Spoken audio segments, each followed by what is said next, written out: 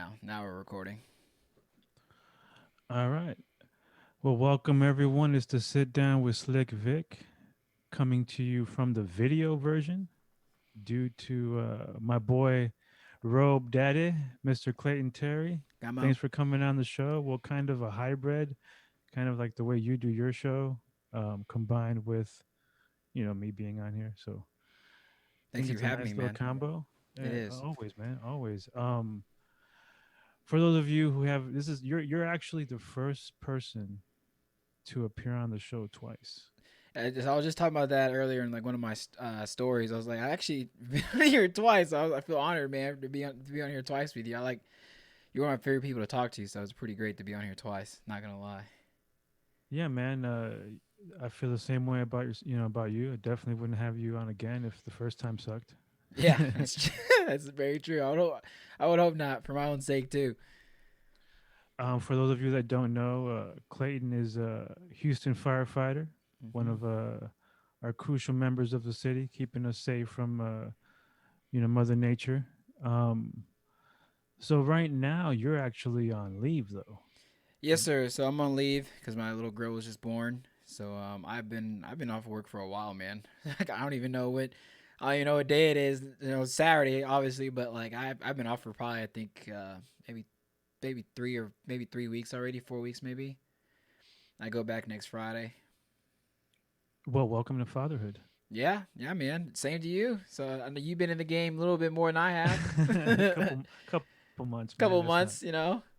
So we've made it. You've made it. So you've made it so far. So I can draw strength from you. And my other buddy Nathan, his was born in May. So I draw strength from both of y'all. And my cousin just had his in September, dude. So Oh all yeah, and I girls. mean, yeah, these are the COVID babies are popping out now, right? Yeah, The just ones that at least got started early, right? man, The ones so, that got so started in man, March. somebody tried to play my baby, man. They're like, "Oh, you got a quarantine, baby." I said, "No, no, no. We this happened in like February, like early March. This is before quarantine. I said, I ain't got no quarantine because we never really quarantined anyway because we got to work anyway. Yeah, same So same with me, man. Like we I think we're saying it happened probably around early February. right, So yeah, that was before all the quarantining. Yeah, I mean, there's fixing to be a major spike yeah, in babies. It's gonna be like the second baby boom. yeah. I can't wait to see so when Elle finally, because she works in labor and delivery, so it's gonna be pretty interesting to see how like the baby's night eight, probably I would say anywhere from 5 to 9 months from now, like how big that spike is gonna be. It'd be pretty funny to see. Even like when the Astros won the World Series, there was a spike in babies then too. Yeah, yeah. No, definitely, man, definitely. So how you liking it, man? Now that you are a father, it's your first child, right? Yeah, first and will be the That last.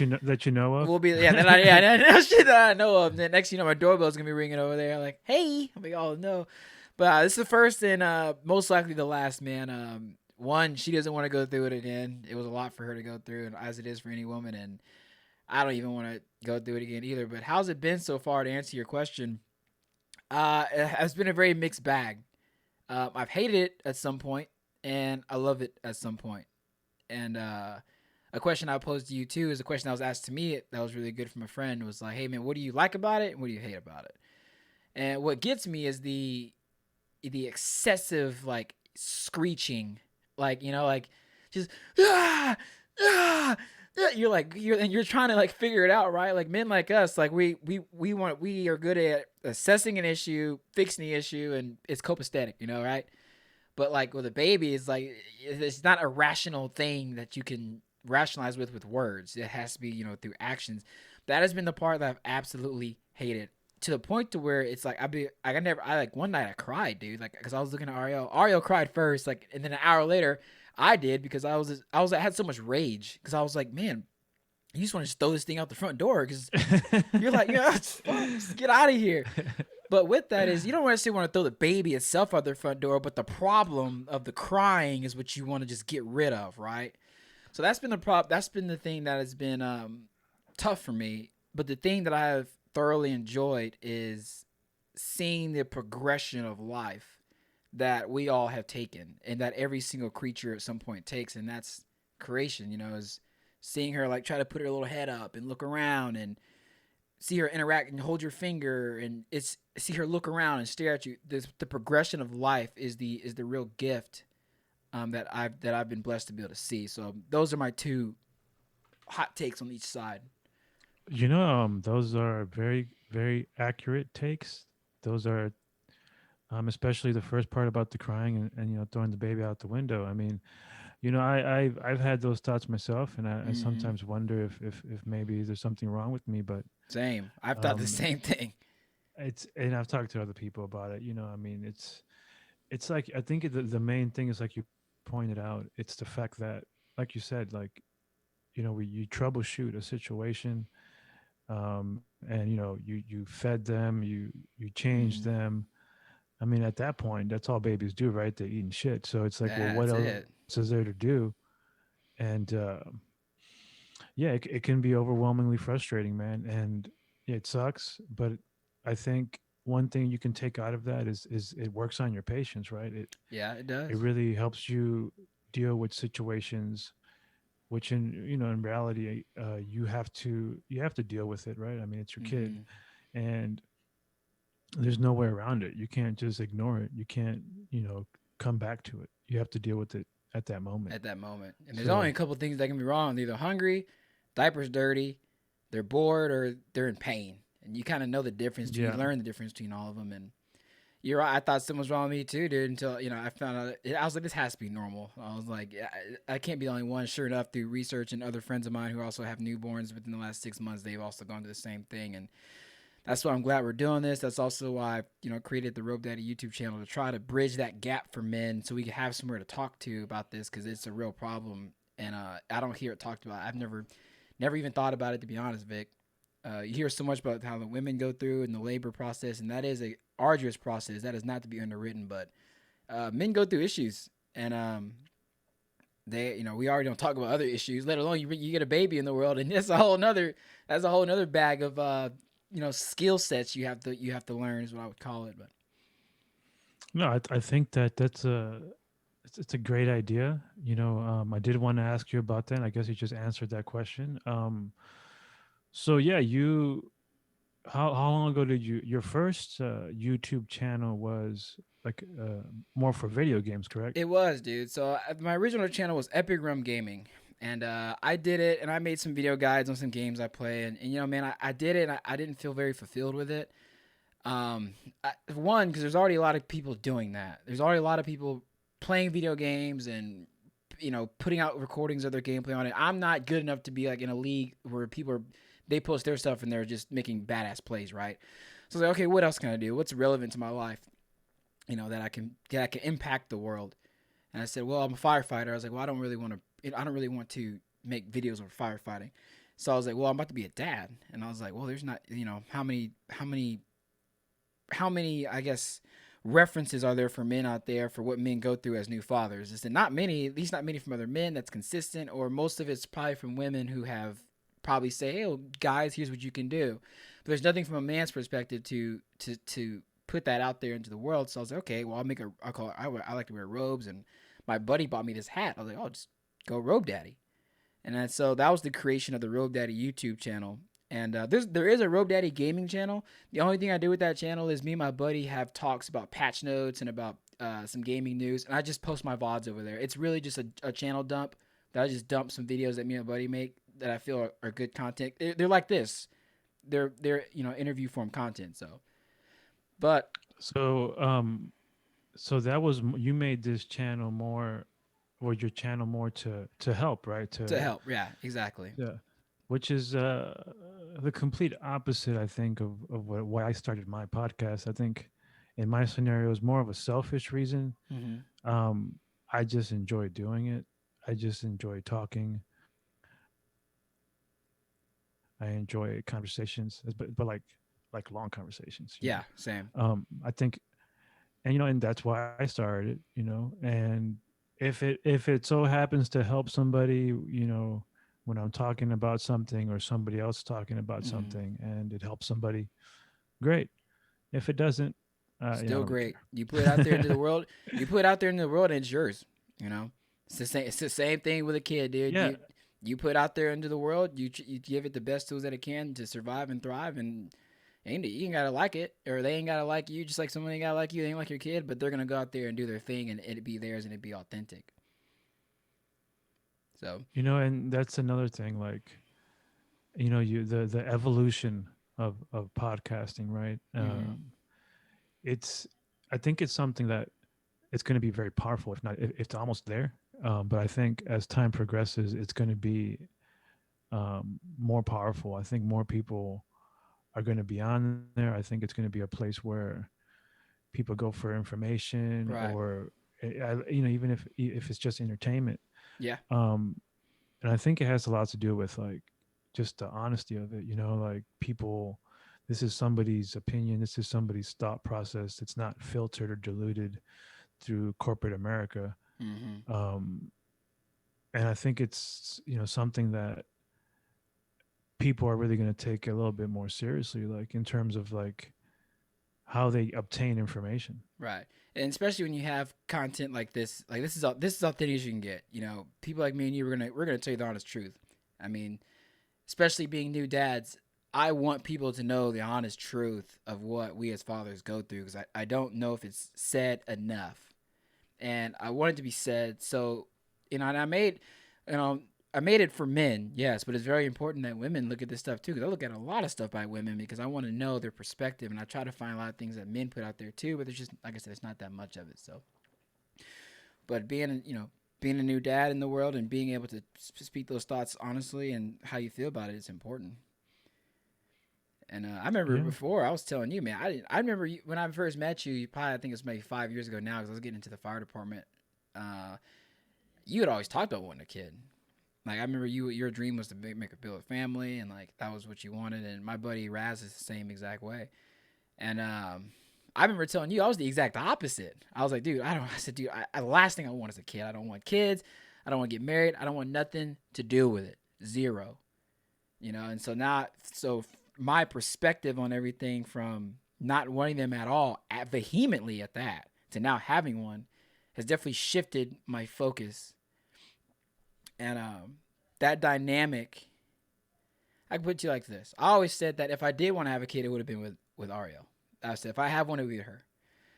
Um, as you progress, in life with somebody so long, you kind of are willing to make certain, like, I guess compromises. Obviously, is the right word, right? And that was one. I said, okay, well, if I'm willing to spend, like, I knew it was something she wanted, but I also knew that she knew I didn't want it, and that she was beginning to compromise on that just for the sake of being with me, because she just enjoyed my company so much that she was willing to give up that what she wanted so bad to be with me in my presence. And it took us a long time to even get to that point. We've been together 8 years. We had 4 good years. We had 2 rough years. And then we had like what I call the reconstruction era, which is like a year and a half to 2 years to get us back on track, and for me to decide what I wanted to do with my relationship. Am I going to be here, or am I just going to just leave and go fuck off? So I had to make a decision to be here, be present, and be active in my relationship. And so now having a kid with her, a buddy of mine asked me, he said, did the kid bring y'all closer? And I said, yes. Did the kid bring us closer? Yes. But the kid is not a reason to have in your relationship to bring you closer. The only reason why the kid has made us closer is because we work as an aggressive team for what needs to get done around the house, and what needs to get done with her, and what needs to get done in general. We talk about everything. We talk about when we're frustrated. I'll talk about when I'm tired of this or tired of that. And it's very open dialogue. And that has definitely shifted my focus to being more appreciative of her, and seeing how well she handled pregnancy. It inspired me, to be honest. No, it is. It is very inspiring. Especially when you see the amount of discomfort and pain that they're in. Mm-hmm. Once the belly gets to that certain size, like Yeah. it's. I can only imagine the inconvenience, and even the physical pain, right? The back pain that Back that pain. Yep. comes with having to carry that additional weight. Yeah. The back pain, the emotional turmoil they go through with uh like body weight, body gain, and then or weight gain, and then weight loss. If they're gonna lose it at post pregnancy, that's a problem too. And man, I'm like, one thing that was hard for me. What was one thing that was hard for you during your due to your partner's pregnancy?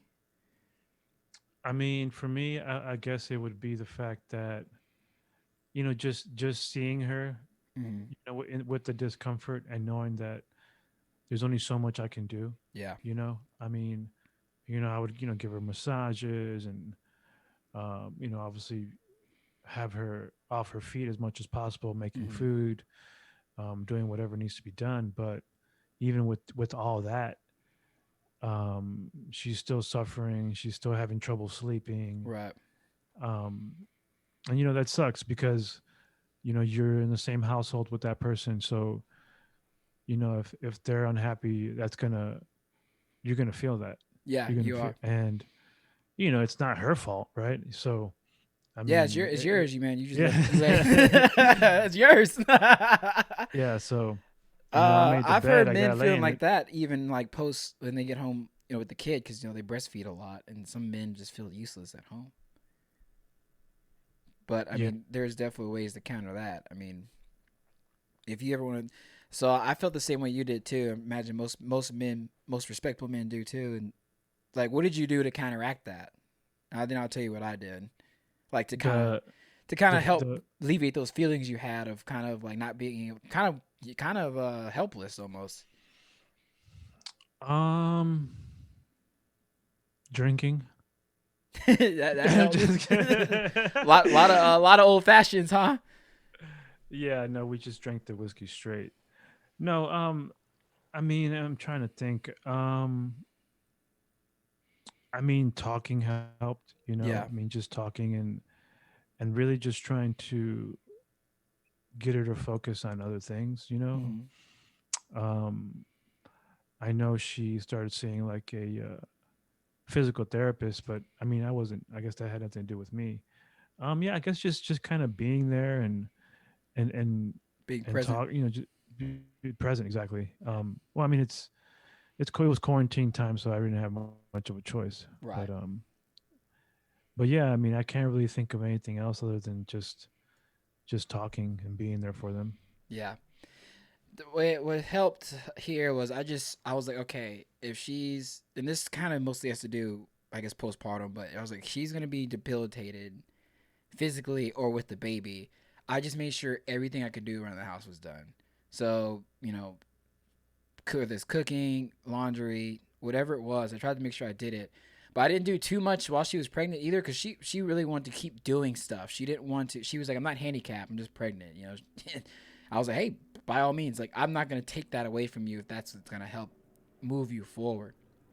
So I would say, my men out there who are watching, if you have that feeling of uselessness, like do things around the house that either she would normally do and you wouldn't, or make sure you're definitely getting things you need. I always forgot to take the trash out on Tuesdays. All of a sudden, I started remembering to take the trash out on Tuesdays. Like because I just knew my mind biologically. I was like, okay, I got to step it up here, and really make sure that I can make this as a comfortable experience as I can.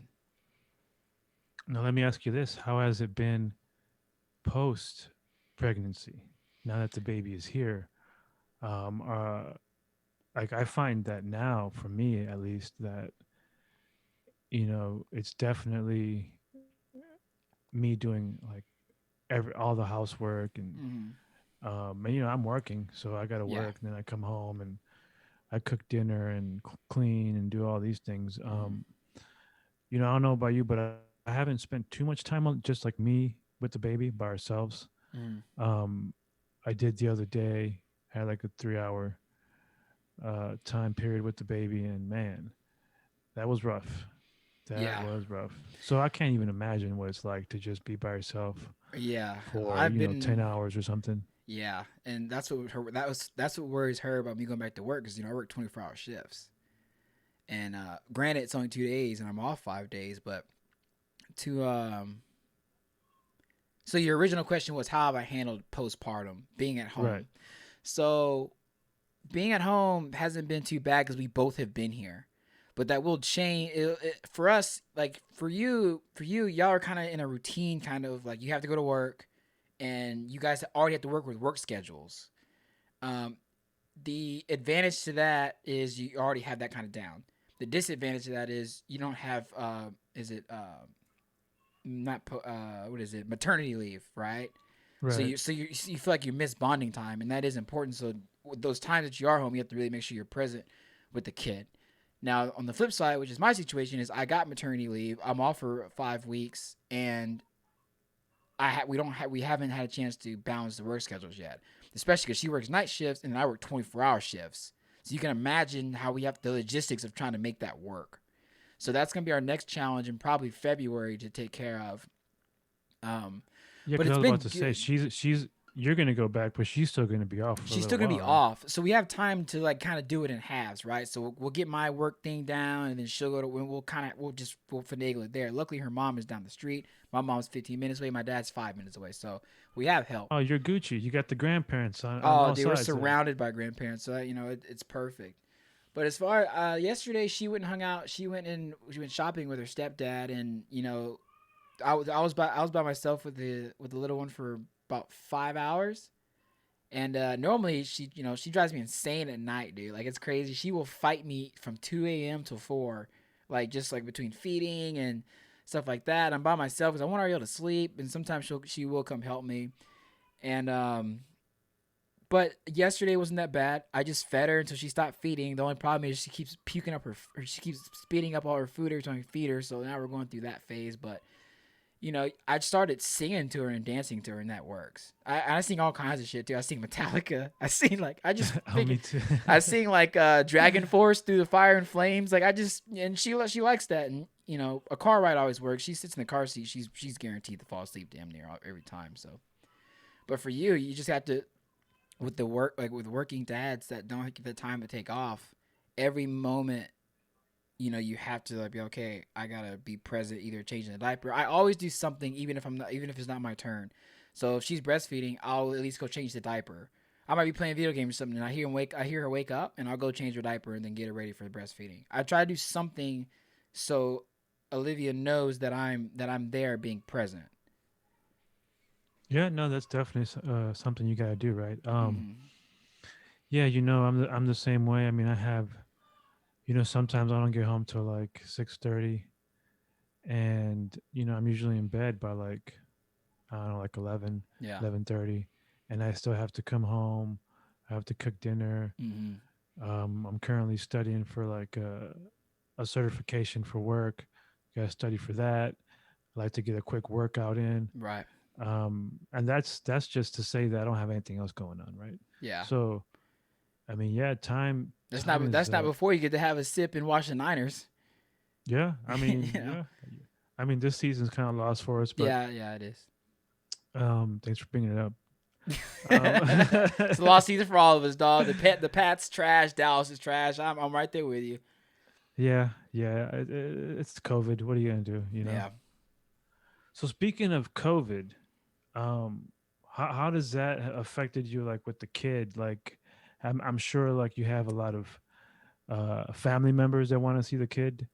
How have you handled all? I mean, everybody wants to see the baby. You got to Yeah. see the baby. Gotta see the How have baby. you Yeah. handled that? So the first day we came home from the hospital was a mistake.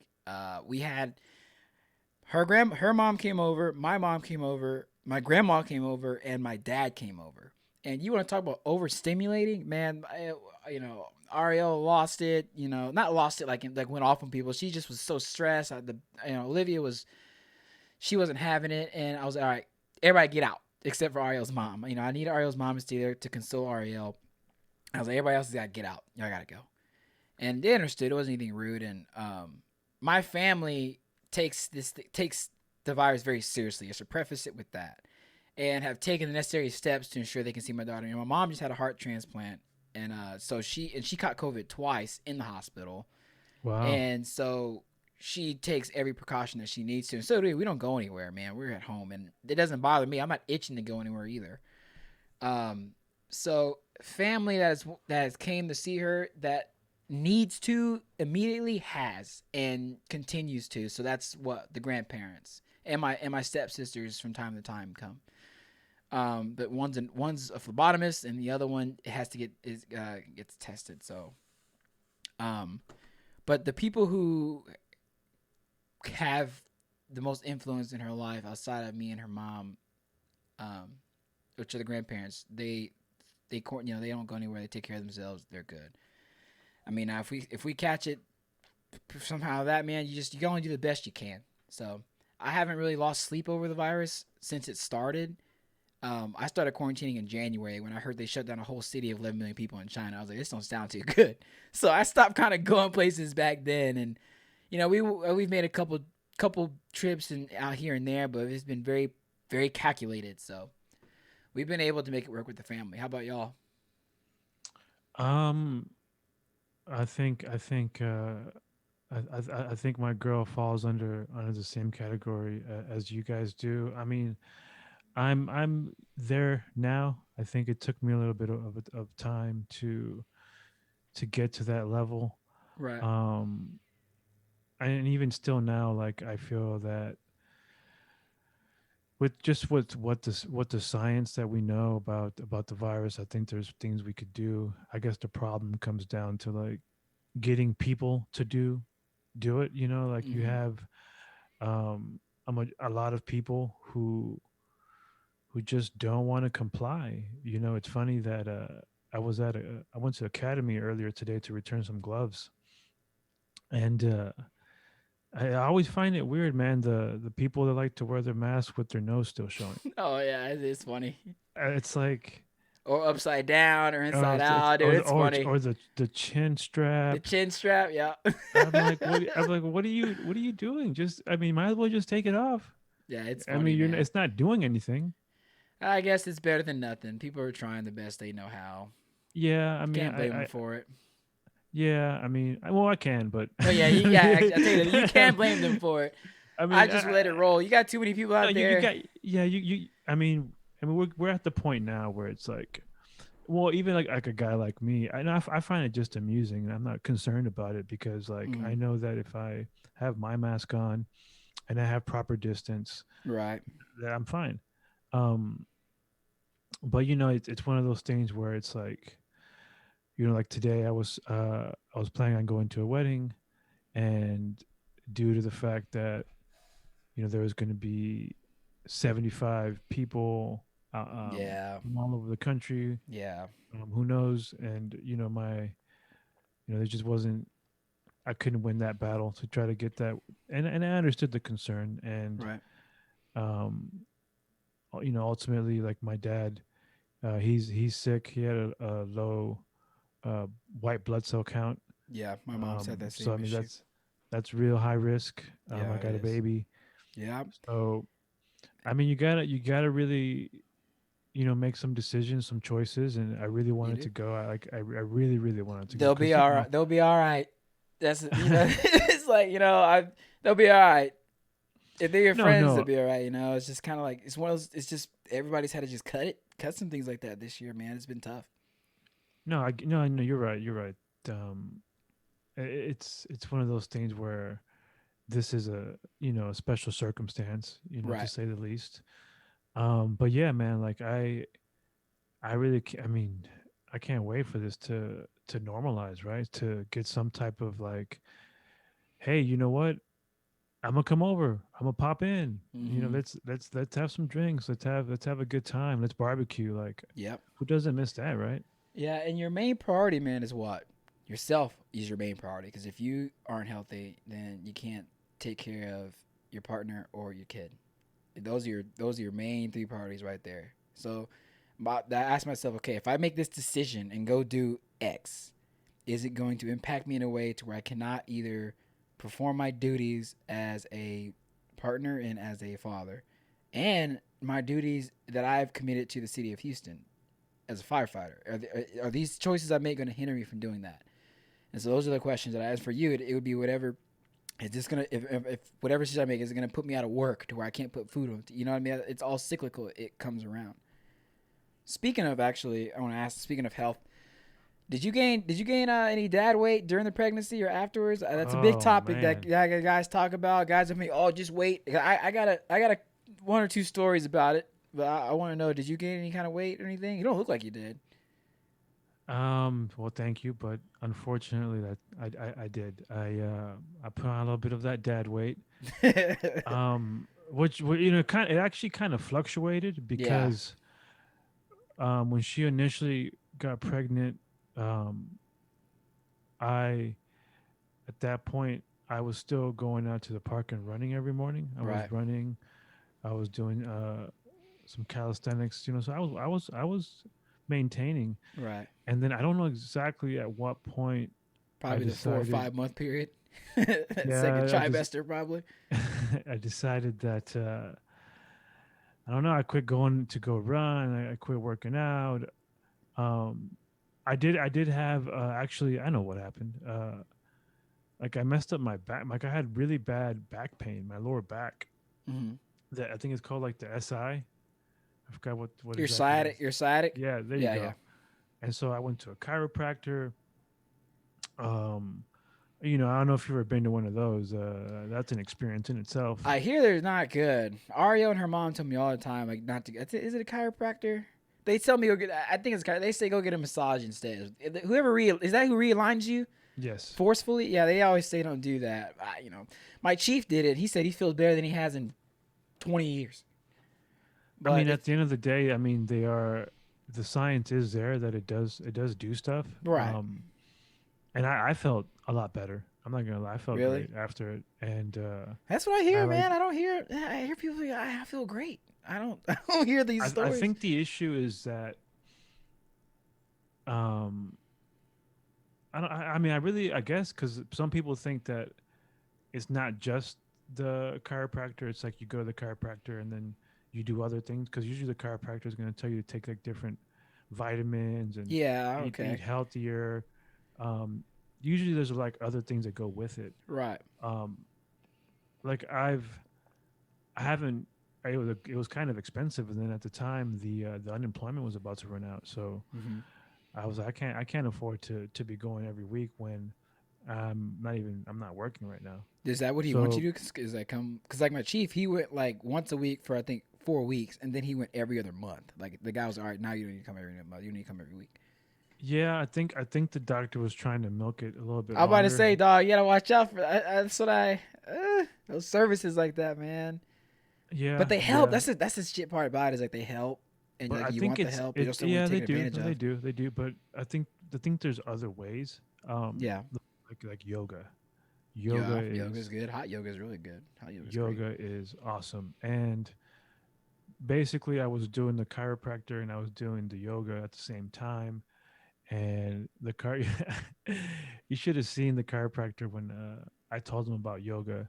Hmm. Like he gave me this whole like 10-minute speech about like how awesome being a chiropractor is and Oh God, like yeah. all the Selling himself. research and I guess he thought that I was gonna eventually stop coming, which I eventually did, Yeah, but this is the goal.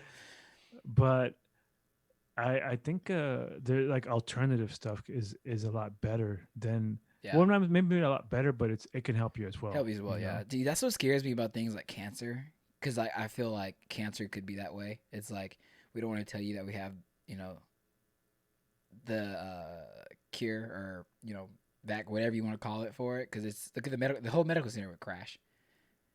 Houston. So that's my fear with things like that. But that's kind of a topic for like I another mean, day but though. people are beating cancer all the time. That's true. They do. You can't deny that. But it's kind of like a weaning thing, right? What do you do when you do? You kind of give a little bit, pull a little bit back, give a little bit, pull a little bit back. Next thing you know, there's a new cancer. They're like, all right, now we gotta figure that one out. It's like I was like, oh fuck, just So it's funny this topic comes up. So just earlier today, I was listening to Rogan, and he has some guys on from the military, and they were talking about how they have certain military bases. They call them fire bases, mm-hmm. and basically they make this big old pits, and they just burn everything in there, all their trash, batteries, Oh no shit, PCs, batteries, Jesus, tires, no, literally everything. everything. Yeah, And this fire burns 365 days a year, 24 hours a day. really. Oh, they Yes, just keep and throwing shit in there. keep throwing stuff in there. Yes, and so when you're asleep, you can actually you actually cough while you're sleeping Yeah, you're because just of the smoking that shit smoke. in, dude. And he was saying that some of the people in the military develop these weird, crazy cancers. Jesus. Yeah, and on top of that, let's take our diets, right? Like let's Mm. take all the, what is it, high, Yeah, yeah, high fructose fructose syrup. stuff like jelly and all that kind of stuff. Yeah, Yeah, yeah, I mean, we're consuming things that our body is not meant to yeah, consume. Even for a quick example of milk, right? Milk, it's like 97% of the population is like lactose intolerant. Like you drink milk, you start bro. I think farting, my you get baby's gas. lactose intolerant. She fucking oh, dude, she rips them up. Yeah, but I mean, she's a baby. They're a little bit different. But That's true. actually, that people can consume like raw milk. Like raw milk's not bad for you. Hmm. You consume milk straight from the cow. It's not bad. But when you start consuming Processed. processed Yeah. milk, see So and that's all built upon the fact that people are trying to make money because yeah. in Europe it's not I don't know, I'm not going to speak on everything in Europe, but I know like their vegetables and some of the other products, like they go bad real quick Dude, they're because that's the way fresh. they're fresh. Yeah, you can buy Exactly. them. We have marts here though. You can buy stuff fresh from though. Right, People but I just don't mean, utilize it. Well, a lot more people utilize it than you probably would think. 'Cause when I drive by them, I mean, that's a lot of people at the mart buying fresh produce. yeah, but compare that to how many people are at Walmart. Oh yeah, you know. So I mean, that's the issue, right? The issue is these little small markets that you speak of, they're not accessible to everybody, right? They're not located conveniently for everyone. That's number one. And number two, price, right? People, I'm sure the fresh market that's organic and no Yeah. no no what is that stuff, no the stuff they spray, Pesticides. pesticides. I was going to Hmm. say preservatives, but I knew that wasn't it. Yeah, no pesticides. Hmm. So yeah, that's going to cost you more. So guess what, not everyone can afford that. Yeah. So I mean, that comes down to, but that's just if we Yeah. talked about that would be, I mean, that comes down to the fact that, I mean, I have this theory that you got the top 1% that want to keep the bottom percent, there, and they use them to make money. Because if you Yeah. think about the people that consume all these cheap products, I mean, they're people that they don't have the money to eat out and eat all the good stuff. So I'll put it to you like this, and it kind of goes to we'll come to that in a second. But like you're right. Most what we learned from that whole sequence there was like most people's problems are self made, right? You smoke cigarettes, you're probably gonna get lung cancer. You eat a bunch of Crisco and fried chicken, you're gonna get I think it's atherosclerosis, whatever. Your veins clog up, you get high blood pressure, diabetes. Most people's problems are self evident, right?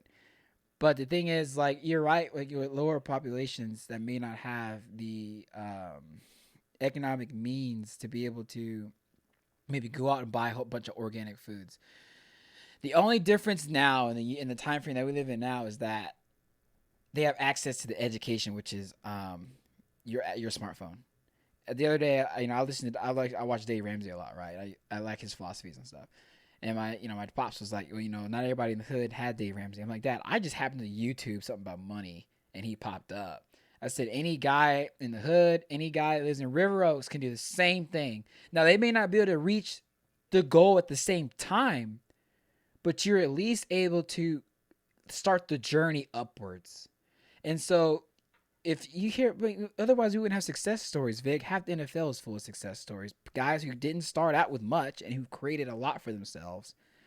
And that's the dream. People say the American dream, but I think that's just the dream. As a human being, you want to make the most of what you can with the resources that you have. We're no longer in the medieval times. We're living in huts and like you don't have access to literally anything because some feudal lord is keeping you and your family down. You literally have the access to education. You just have to grit and find your way to get that stuff done. But let's boil it down to what it really is. People just don't want to work, and people don't want to do it. Not everybody wants to do that. The people that do want to do that, they get it out the way. And that's the reason why Yeah, some no, people I have mean, 4 or 5 I kids because they want to get money check from the government, dude. Which I don't know how they want to I go through this 4 or 5 times just to get a check, man. This shit can I fucking run I you definitely right. think that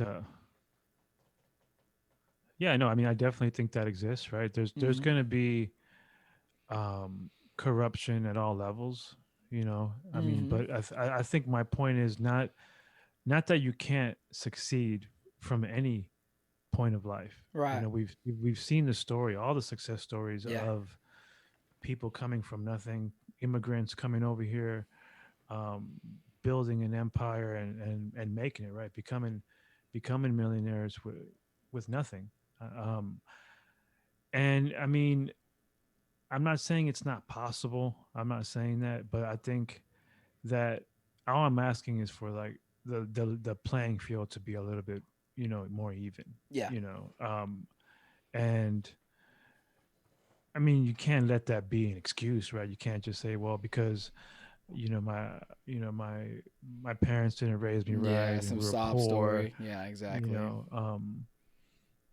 It Because it everybody's got one yeah, to yeah. a degree, some worse than others, but everybody Well, yeah. has, I mean, definitely some worse than others. I mean, we have to talk if we're going to talk about the whole spectrum, right? mhm. Definitely when you look at like the bottom of the bottom compared to the top of the top, it's a huge discrepancy. It's just that I think the majority of the people are more towards the middle. I mean, the Yeah, middle class is and the bell obviously curve. Yeah, the biggest population, but um, I feel like the middle class is like shrinking and the lower class is growing bigger. And I mean, especially with what's happening now, think about how many people are going to face losing their place where they're living because they can't pay rent or they can't pay this, can't pay that. Um, I don't know how much to blame. I think what you're referencing more is like because the problem is either one of two reasons, right? It's either the person's fault or it's the system's fault. hmm Either, I mean, that's it. And some people say, well, I think it's more on the person. Some people say, well, I think it's more on the system. Um, I don't really like to look at it like that. I just say, hey, this, yeah, it's both, but I can't work on each individual person, right? I can't no, influence somebody that lives in Chicago or something. But yeah. if I recognize that the system is broken, then at least I can try to focus on that, maybe bring awareness to certain things that need to be fixed. And that will in turn help future generations as opposed to trying to help each individual, The you one in know? the one in the back room that you got back there is part of that. Giving that message to your kid is moving that forward. Is saying, hey, things are like this, and what can you do? Control your controllables. That's what I tell people Exactly. myself. You can only control really the 10-foot space around you. You can't help. You can't. You just can't help the little kid in the Congo that's starving to death. One, you can give money to charity, not even know if it goes there. But if you can help maybe the little kid down the street at the Star of Hope and maybe give $10 to use a food bank, you can at least help that kid. So you're at least making. I tell people if you can make the world around you immediately a little bit better each day, the world as a whole will get better. Because if each person wakes up with that mentality, like, okay, I'm going to make today for me and mine's better than it was yesterday. No matter what the system, as long as someone's not busting into your house and stealing everything you own, like some fascist or authoritarian government, as long as you're able to go to work, get a check, or have your own business and pay yourself, or and have some health insurance, set some money aside from retirement, as long as you're able to do these things and make your world a little bit better, you can have a fulfilling life. And it's not about becoming a millionaire. It's not about becoming a billionaire. It's not about owning 6,000 businesses. It's about sitting down, saying, "What do I want my life to look like, and how can I make it look that way, reasonably? Do I need to drive a Maserati? No, I don't. Do I need to have a roof over my head? Yes, I do. So maybe I should tailor my focus to how to put a nice roof over my head. Someone like me doesn't care. I just need to get A to B. I don't care what it's in. I get gas once a month. I love my car. And if I had $500,000 to spare, I don't know if I can't necessarily say, oh, I wouldn't buy one, but I know what I do. If I win lottery tomorrow, I'd pay off me and my family's debt, get rid of it. After that, I'd put probably 15% of it to a house. After that, I'm putting the rest of it in investments and letting it sit so that way the next generation of my family can continue to make the world a little bit better for themselves. And that's all you can. That's all you can really do. No matter, like you said, those people that blame the system or the person, neither one matters. What are you doing is what matters. And that comes through many facets, such as doing the things I just said, also voting, do your education on your candidates, stuff like that, and be a contributor to the world. Yes, let me hit on that point at the last thing you said. Um, so one thing that I've always thought was very important in having a successful and peaceful community is um, just being very neighborly, being very friendly, Mm-hmm. being very um, it just yeah, just being a good neighbor, right? And I think with COVID, with politics,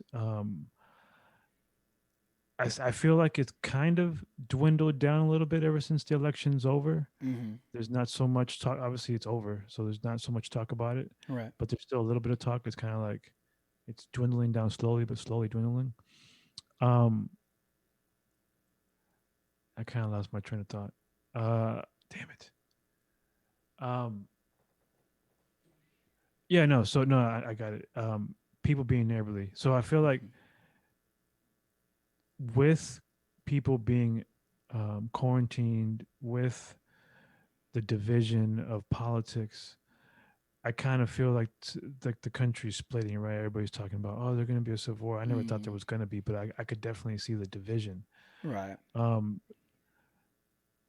I feel like the next year, really, we need to focus as a country is just being kind to each other Mm-hmm. and to really focus on things that we can all agree on that we all know are better for people.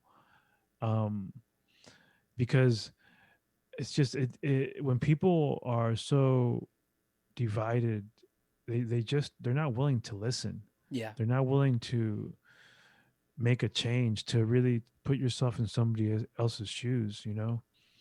And I think if everyone, communicated, obviously right now might not be the best time, but if everyone spends some time with their neighbors, spend some time with different communities of people you normally don't hang out with, Mm-hmm. to kind of give you an exposure and an understanding of different people, and maybe you have some type of stigmas and stereotypes that you believe about certain people Yeah. that can be proven wrong. Yeah. And that's like a challenge too. That's a challenge for people to even do in their own lives. Now imagine me and you being new dads trying to like do that for our kids and like exposing them to different cultures, different races because it starts there, right? Like I was at HEB a couple weeks ago and this little ginger baby, pale as can be, so cute. He looked at me in the line and he just had this big smile and just waved at me, right? And I thought I waved back at him and we laughed together and it was fun. It was a cool experience and this was before Olivia got here and I thought to myself in the car I was like it's crazy that that kid could grow up and just hate black people. And where does it start? Well, it starts with the parenting or sometimes the grandparenting because sometimes it may not be the parents. The grandparents have an influence on the kid like that. And when you say be kind to one another, it really starts in the household, right? You know, telling your kid that a certain group of people or type of people is this way is just not even being kind to your kid because now you're setting them up for failure in the world. And so now the challenge is like, how can you be that? How can you be that example to your kid? To give that example to your kid to be that way, and to also warn your kid that not everybody is going to be this way because it's just not going to happen. And with that, I'm not a believer in stopping racism.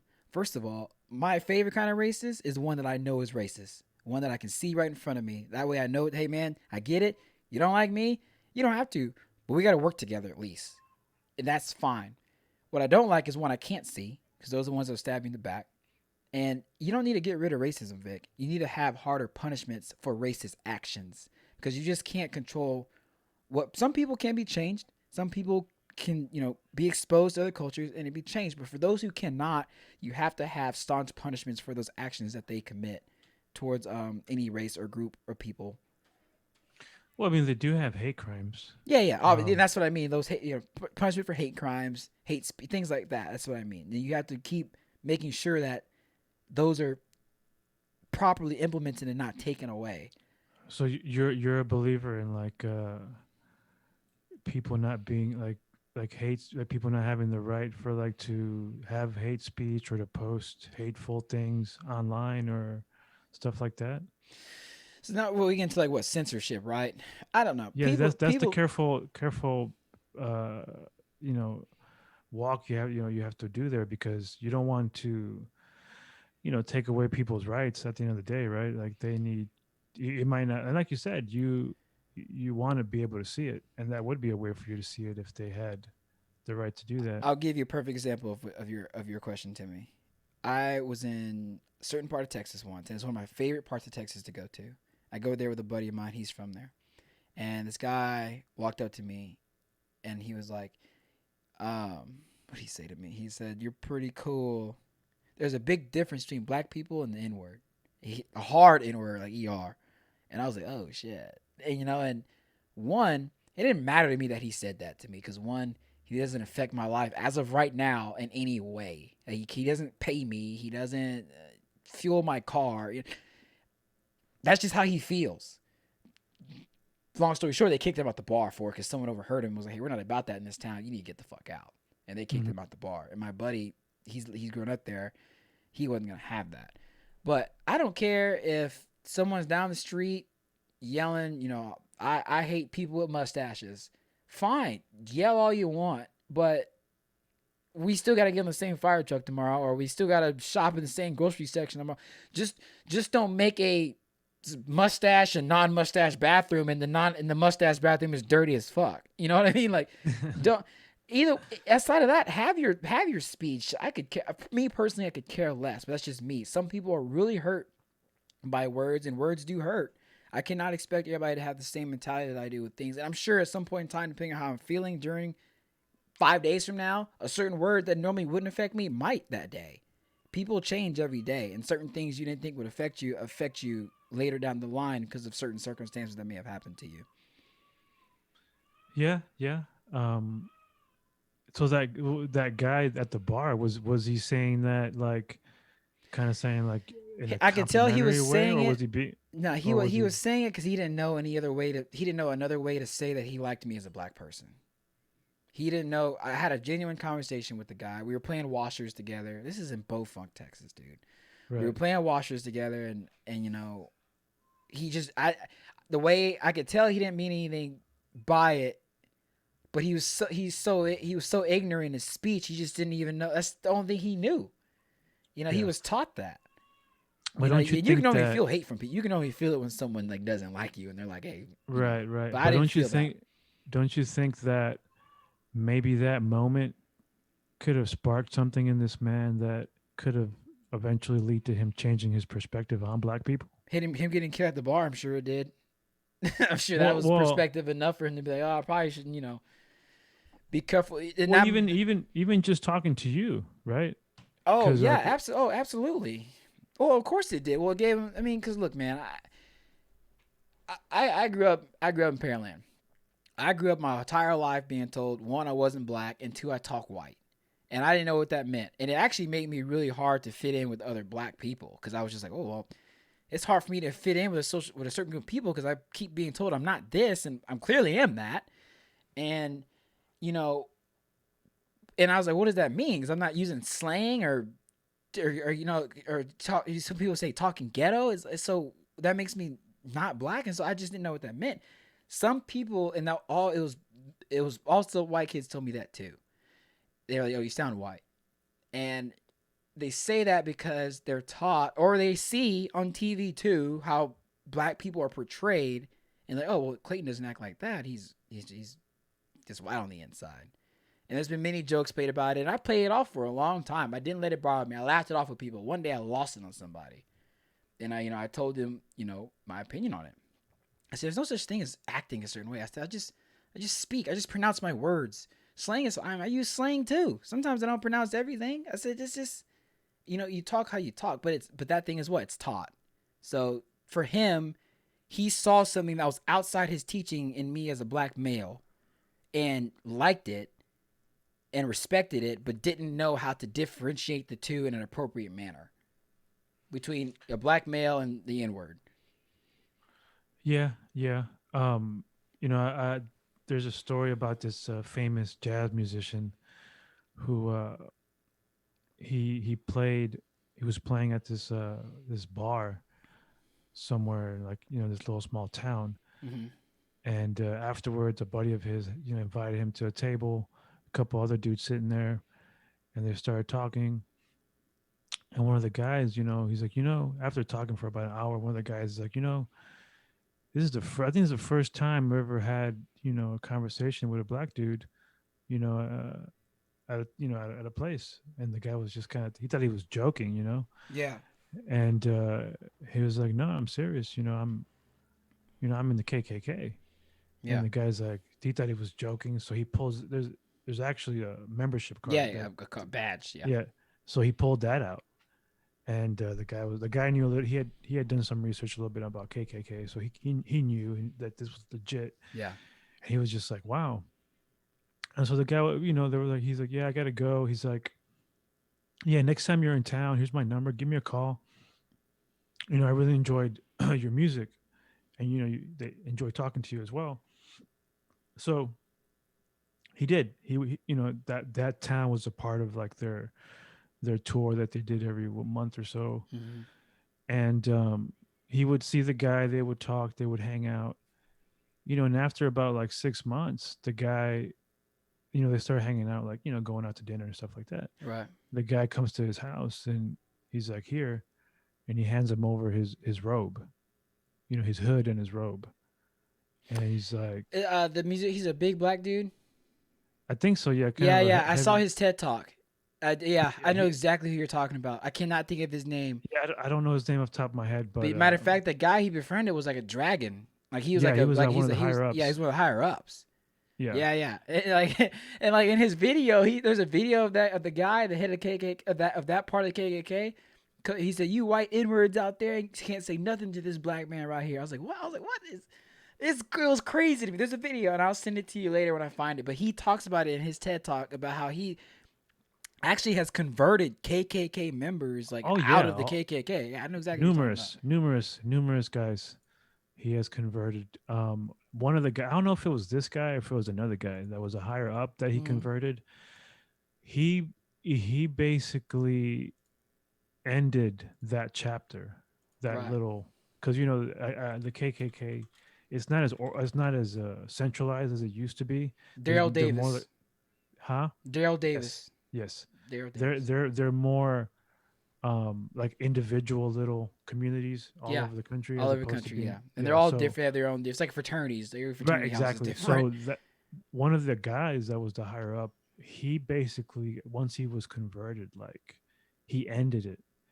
He ended it, and then like another guy tried to take over, but of course, as when someone at the top falls, you got multiple people that want to take over. Power So doesn't like a they vacuum. exactly. So like the guys trying to take over, like they started different like competing chapters, and Yeah. ultimately it ended up failing. Like it ended. So that's pretty cool, to use your to use your Your voice voice. to end something like that. To convert people from such a terrible way of thinking, and treating other people, or even if you might be just like a undercover racist who doesn't maybe show or treat people terribly, but Hmm. just having that mentality, and even worse, passing it down. Yeah, That's probably the worst, right? it is. Because you might be a racist who doesn't really go out and do anything bad to people, but if you pass that down to other people, they might. Yeah, So you still in a way contributed to that violence. right. And I guess I don't even know how do you even it's like if I was like me as a dad. So how would I tell my daughter, oh, white people are awful or the devil or and like her mom's white. Well, yeah. It's So like I mean, it's like hard to even imagine like teaching somebody that at all. well, I didn't. when I don't know how, if you had the talk, but I know like uh several of my black friends have talked about, their parents tell them like, hey man, like, you get pulled over, or Yeah. different you encounter the police, like you have to act a certain way, or just in certain situations, because you're black, you have to handle a situation differently. Yes. So I have to have that talk with my daughter, Yeah. because she's part black. Mm-hmm. So me as a Hispanic man, like I have been discriminated against in my past. Right. So, but I can't say it's been as prevalent as maybe obviously the history of African Americans. That's you know even though Hispanics had it tough too. It's Hmm. there's no reason to try to compare who had it worse. I mean, there was just a No, bad wrong issue. is wrong no matter how you look at it, no Yeah, matter what. but what Yeah. I think has ended up happening, and I something like I try to explain to people about who like to say, well, like the Jews had it bad too, or the Irish had it bad too. Yeah. Yes. Okay, that's fine. No one's debating whether Jews were slaves or other groups in history have been discriminated against. I Right. mean, during World War II, the Japanese were put into Because concentration. they're The fucking Japanese were camps locked and up on our soil. on our soil. So So yeah, I so mean, yeah, so there's plenty of evidence of different races, you know, getting handled. But at the end of the day, you know, black people were always like, if you had a hierarchy, they were always like at the bottom, of just how they were treated. And case in point, you see how Asians are viewed now. Like they're not viewed terribly. They mm-mm. don't have stigma. They're viewed as being intelligent. Yeah, they're held in high As regard. being hard workers. So yeah, man. I mean, I hate that narrative when people try to make comparisons about who had it worse or what this race or Yeah. none of that matters. Let's just talk about current events. Let's talk about how shit is now. Yeah. Nobody cares about fucking what happened. When the Jews were escaping Egypt, nobody fucking cares anymore. That happened thousands of years ago. Like, 1,000 years ago. yeah, like, yeah, What you like don't want even to even happen is like what happened because eventually slavery we're gonna say, oh, that was 1,000 years ago. Eventually everything is gonna be 1,000 years ago, and that's what kind of no, sucks no. to a certain Well, I degree. mean, The yeah, you're Holocaust right. one day is gonna be 1,000 years ago. Oh, that was 1,000 years ago. Next thing you know, we got another Hitler in fucking I don't know Poland this time.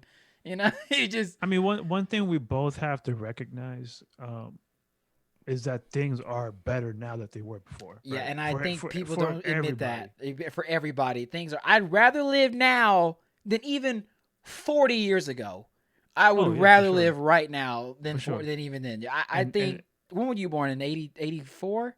yeah, Yeah, so like bro, anywhere between 82, which was when my cousin was born, to 92 or even to 2000 is pretty great. You're on the cusp of things moving forward in a positive manner. Things have come very far in a very short amount of time. Our grandparents would just went had my grandpa just had segregated schools, and my dad was on the tail end of it. That wasn't that long ago.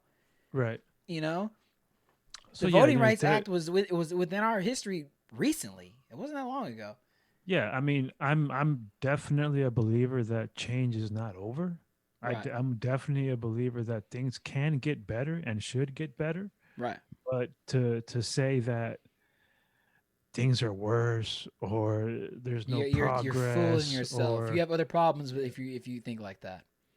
yeah, exactly, And exactly. and like if people talk about the year like that too, like oh this year, man, I'm not gonna lie to you, Vic. This is a hot take, and people will roast me for it. Despite everything that I've gone through this year, and I've lost friends I had one friend off himself. I've had another one that I lost. My mom having a heart transplant, and then her almost not coming out of it. Baby being born. As stressful as the year has been, I've had a great year. I would do the year over again if I had to, because one, I know I can handle it, and because that's just life. Life is gonna give you stuff that you just have to handle, or you're gonna fall by the wayside.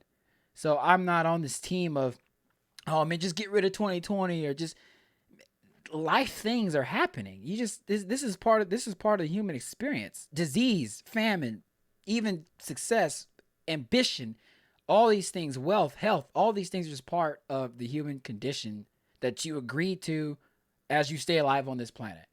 And you agree to it, either you agree to it and do it, or you're just gonna die. Either way, that's the only way to handle these things that happen to us in life. You have to deal with them head on, and if you don't, you're gonna fall by the wayside, or just live a cynical life, and that's no life to live. There's no hope in that, and that's one thing you can't ever lose sight of is hope, man. You can't let hope become a memory like that. well, I'm definitely not going to be one of those who roasts you because I'm right there with you, man. Like um, I think it comes down to like how you handled it, right? I think some people just really, just really shit the bed. They really did not take advantage. Advantage of anything. This I mean, showed who people were, oh, dude. think about.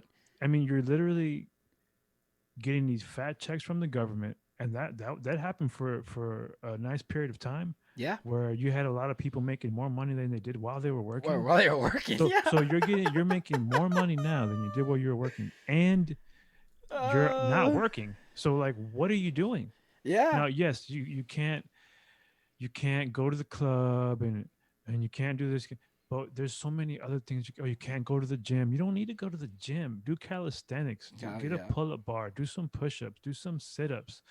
Run a mile. Like, there's so many things you could do to better yourself. Spend some time um with your kids, Spend some time with your kids. your Guess wife. what? Learn a language. Yeah. Get a certification. Like, there's, and I think that I'm not, I was about to say the majority of the people, but I really don't know. I don't know if anyone knows if there's a number. There might be. I don't know. I don't know what the number is, but I would assume that a lot of people really let this opportunity to better themselves Slip go to by. waste. Yeah. Yeah, it slips right by. And I almost could have been one of those victims, because I do remember there was a point where I got complacent, and I was just, day drinking, or Mm. doing whatever, playing video games all day, or just not being productive, Right. right? And there became a point where I realized, I was like, you know what, this is eventually gonna end. I have a kid coming. Mm-hmm. I I lost my career. Well, it wasn't really a career, but my job as a in the service Service industry. industry. Yeah. That has not rebounded. And so I had to make a pivot, and I was like, well, I love technology. That's going to be something that's going to be booming, because everyone's working from home. So I just started studying, man. I started refreshing my mind Yeah. with, because I worked in IT, almost 20 years ago, Yeah. for everyone's internet, back in, like 2001. Mm-hmm. And now, 20 years later, I have returned to that industry. Yeah. So yeah, I mean, literally, in basically, I spent months just studying and learning and bettering myself and doing interviews, the whole interview Mm. process, the Yeah. resume process, Start um those and hard, those with hard foot, those hard yeah, grassroots grinds, dude. but dude, within 1 week, in 1 week span, I got hired at a new job. Yeah. I bought a house, and I had a baby. Yeah. So that all happened in 1 week in 2020. So my life has forever changed, Yeah. and for the better. I'm an IT specialist now, where I feel like my role is only going to grow and blossom as I continue to gain more knowledge and more certifications. Mm-hmm. Um, I have a child, which is, you know, I can't even really put into words how rewarding it is to Yeah. see, like you were talking about earlier, right? I think that for me, that's also the greatest thing about a child, is seeing that development, right? Right. Seeing like them respond to your voice, Mm-hmm. and grabbing your finger, like you said, and their neck getting stronger, and yeah, like that. That's the best part, and I can't wait till she starts talking and moving, and Yeah. it's going to be crazy. And the house, like, now I have my house. I've never owned a house before, Mm-hmm. and it's crazy. Like, that all happened in 2020. So I think the reason why people see 2020 as, and maybe, I can't, obviously, if you had some, if you had COVID like mess up your life, whether it was you got it Yeah. and you got Whether you, I long mean, term people effects, or a people close person lost like got it. entire family lines. So Exactly. we get that. I can't blame them for really, Mm-mm. wanting to write off 2020, right? But Right. I would say the majority of the people just didn't capitalize. Right. I I don't know. I don't know. I kind of say that my, when I was incarcerated, and we would go on these, lockdowns where you were just limited. I mean, I'm already limited when I'm incarcerated into like going out and stuff. So Mm. I kind of just put that in my mindset. I was like, man, I need to go back into that mindset about bettering myself, because when I was incarcerated, that's what I did, whether it was working out or reading. And once I got that focus, man, like, I mean, it changed my life, like for the better. Yeah, I'm better now than I was last year. man. And you're from what you tell me your life story from years ago when you're incarcerated, dude. Like I always remind myself, like, I don't have much to complain about because Vic is fucking done it. Like you and my buddy and my other buddy too. Like I remember one day I met a third friend. I was like, man, why am I meeting a bunch of all my friends are all of a sudden have been locked up before? I was like, but all of them have made something of themselves and have done something to hey, I ain't going back. I remember you would tell me about guys that said they weren't, that just were in and out constantly.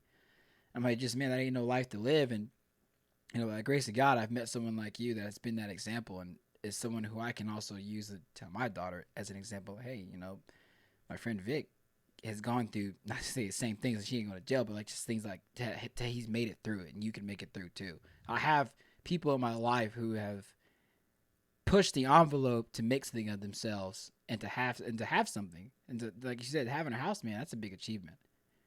And the challenge now for us is to impart these things that we learn and continue to learn onto our daughters. And that's something that neither you nor I can really plan for at this time. I'm sure in a year or two it'll be a whole nother podcast episode on that journey throughout the last 1 to 2 years, and then you can almost make a. And that's the thing about parenting is it evolves, right? It's never going to be the same. It's going to be something as technology grows, parenting will, along with everything else. And I look forward to making videos and those conversations. Hey, how did I have the conversation with my daughter about racial inequality and things like that? Because that's important that people have those references. Because YouTube and everybody else, they tell you how to how to burp, how to feed, how to do all this, but no one tells you how to have those hard conversations. And You know, let me ask you this: so obviously, with all the turmoil and everything that's been going on recently, um, there's been a lot of like hate towards like police. right? Um, has that hate kind of slid down to the fire department, or have Not you one, not one bit. not one bit? Okay, Zero. I'm glad to hear that, man. I mean, I feel like the hate towards police is ridiculous, Yeah, it is. It's unfortunate, and I would hate for that to somehow especially affect coming you. from my family's background. Right. Yeah, yeah. I mean, like I said, I kind of feel like things aren't as bad as they were when they were at their peak. Um, I just think like it's very, it's the media, it's people being allowing themselves. It's one of those things that we're talking about, like the system of the person. It is the same issue, right? Like, all right, why are you listening to all this garbage that this Hmm. corporation is pumping out? All they want is they're just clickbaits. They're just Yeah, that's all it is. people forget about what the news is there for. They make money. They are a money making entity. And whenever you have most entities that are out there to make money have their own agenda, which I'm not gonna say is wrong. That's the capitalist society that we all have agreed to. So, but the important thing is to just do your research on more than just one like news outlet. I try to at least look at 3, 4 different sources. Right. So to at least try to get and even then you're not gonna know the truth because you weren't there, you weren't a part of it. So Right. you're kind of only getting secondhand knowledge. What would you say has been like the biggest impact for like in terms of COVID for your job? Trying not That to get it. I mean, there's like 180 firefighters quarantined Oh right yeah, let me. now. So like I mean, you guys still live together during that 2 days, Yeah. right? Or has that changed? Any No, we still different? do. Without trying to, I'm trying to see how I can phrase this correctly.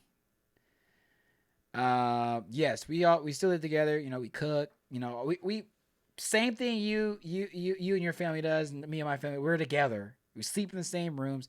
We're Right. together. So, um, it's just one of those things, man, where when you took on a job like this, you accepted the risk. Now, did I think I'd be in the middle of a pandemic as a firefighter? No, I knew I'd be in a burning building and then, every kind of crazy stuff that I really didn't imagine until I got in. But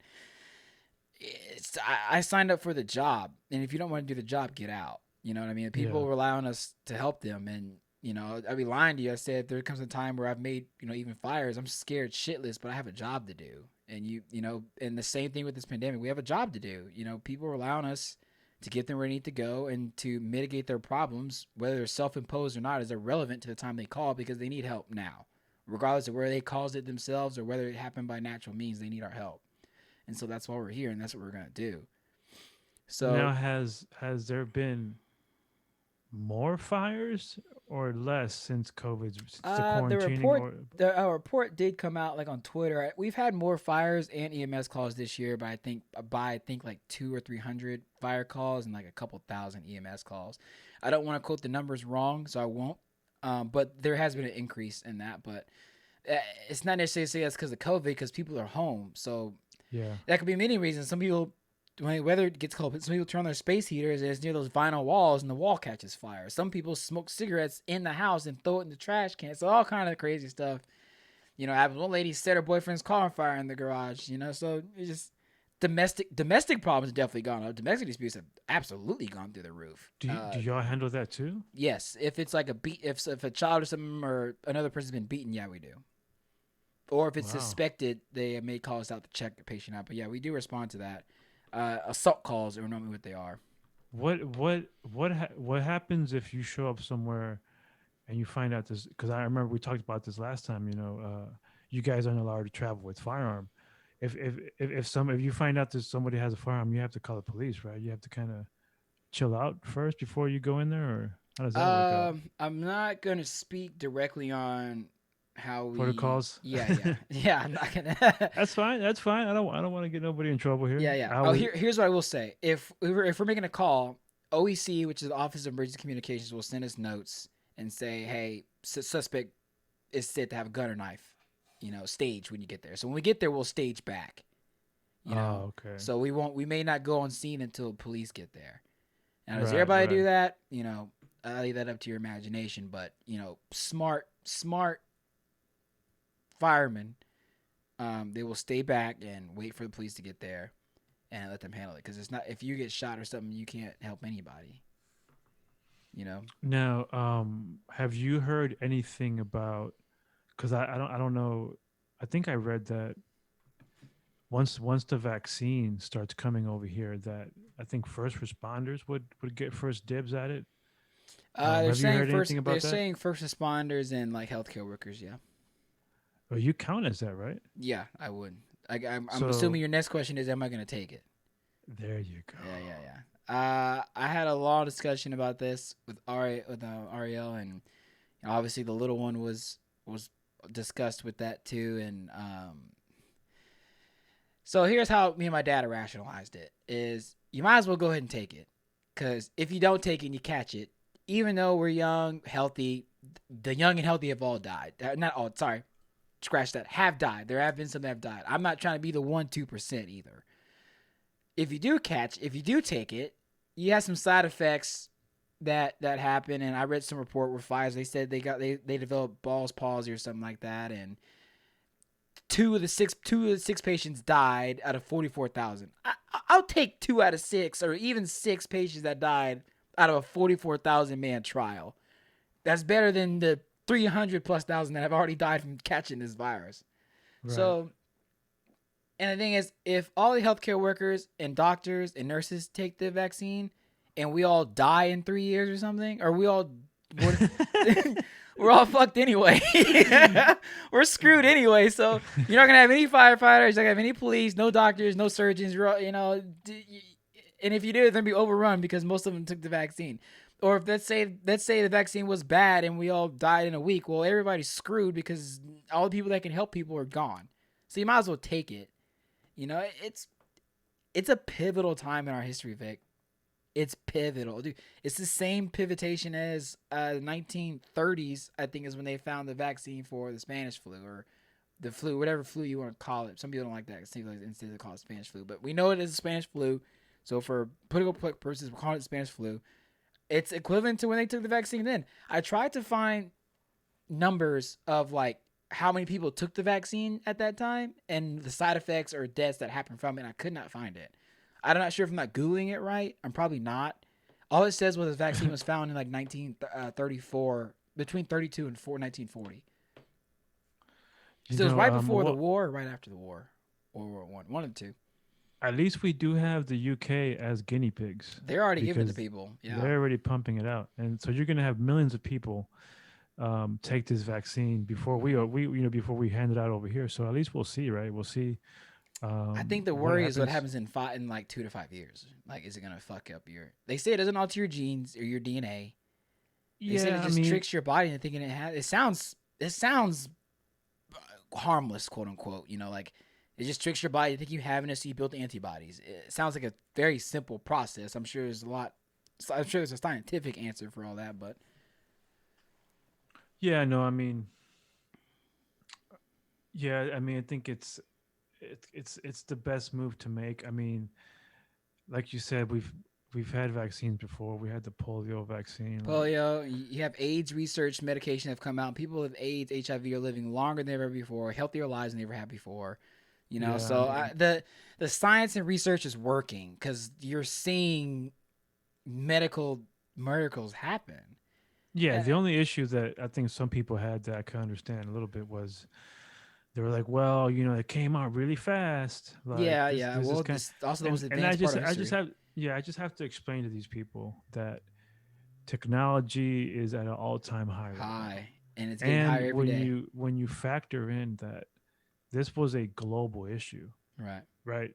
So the country's medical community was working together Yeah, from all over they're the they're yeah all over the world. They're working thousands of together. scientists working together. So yeah, I mean, it makes sense. It makes sense that the vaccine gets created a lot quicker than normal because Right. of the circumstances and of the resources. Mm-hmm. Um, yeah, I mean, I feel like I will eventually take it. Um, mainly because I think it's good. Like am a believer in science. I'm not. I'm a believer in science. I'm not a huge believer in conspiracies unless there's good evidence behind it, right? Yeah, Like I'm I'm with you definitely there. a believer that the government murdered JFK. I believe that. There's Mm-hmm. plenty of evidence, but um, all these other theories and crap about vaccines being bad or the government using these vaccines for some hidden agenda. Yeah, I don't buy that. I don't buy that. The vaccine is being distributed to people all over the world. This is a global thing. It's not a You United got States you have some thing. people that tell you like, oh, it's a global agenda. It's the deep government that's that's sending out all of that. I don't know. I mean, that's too over my head for me to worry about or care about, and they probably know that too. That's the thing I tell people: like, if the government wants your information, they're gonna find it. They're gonna find you. They're gonna find whatever it. And that's anybody, right? Everybody's shit is out there.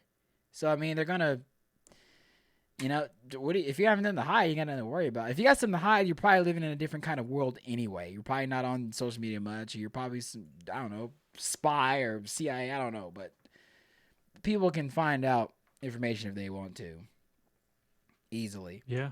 So, but yeah, I don't know when it'll be available to like general public. Hopefully, soon. I understand the order of obviously like vaccinating, your public health officials and stuff first because we're likely the ones to spread it, right?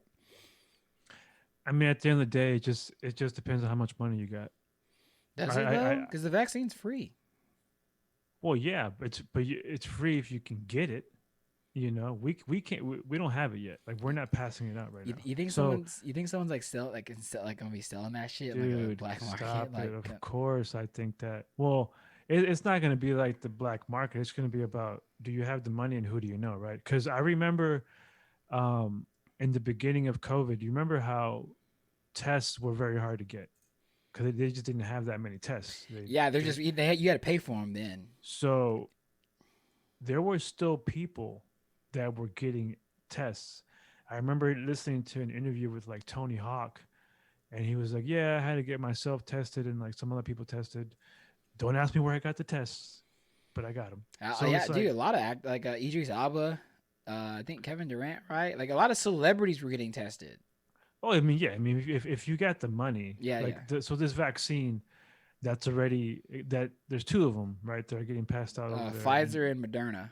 so if you got the bread, I mean, if you're Kevin Durant, I mean, you just make a phone call, right? You call the freaking, I think Kevin Durant's with either Nike or Adidas, one of those. I mean, you just call the head guy of that company, be like, hey, or the NBA guy or somebody. You call somebody, and they'll be like, yeah, it's going to be like 100,000. Okay, here you go.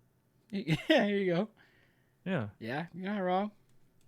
I mean, because I mean, just like there's people that don't want to take it, there's people that really, really, They really want to really, take it. really want to take it. Yeah, they're like, I'm better off taking it than I am not taking it, and they're right. They are.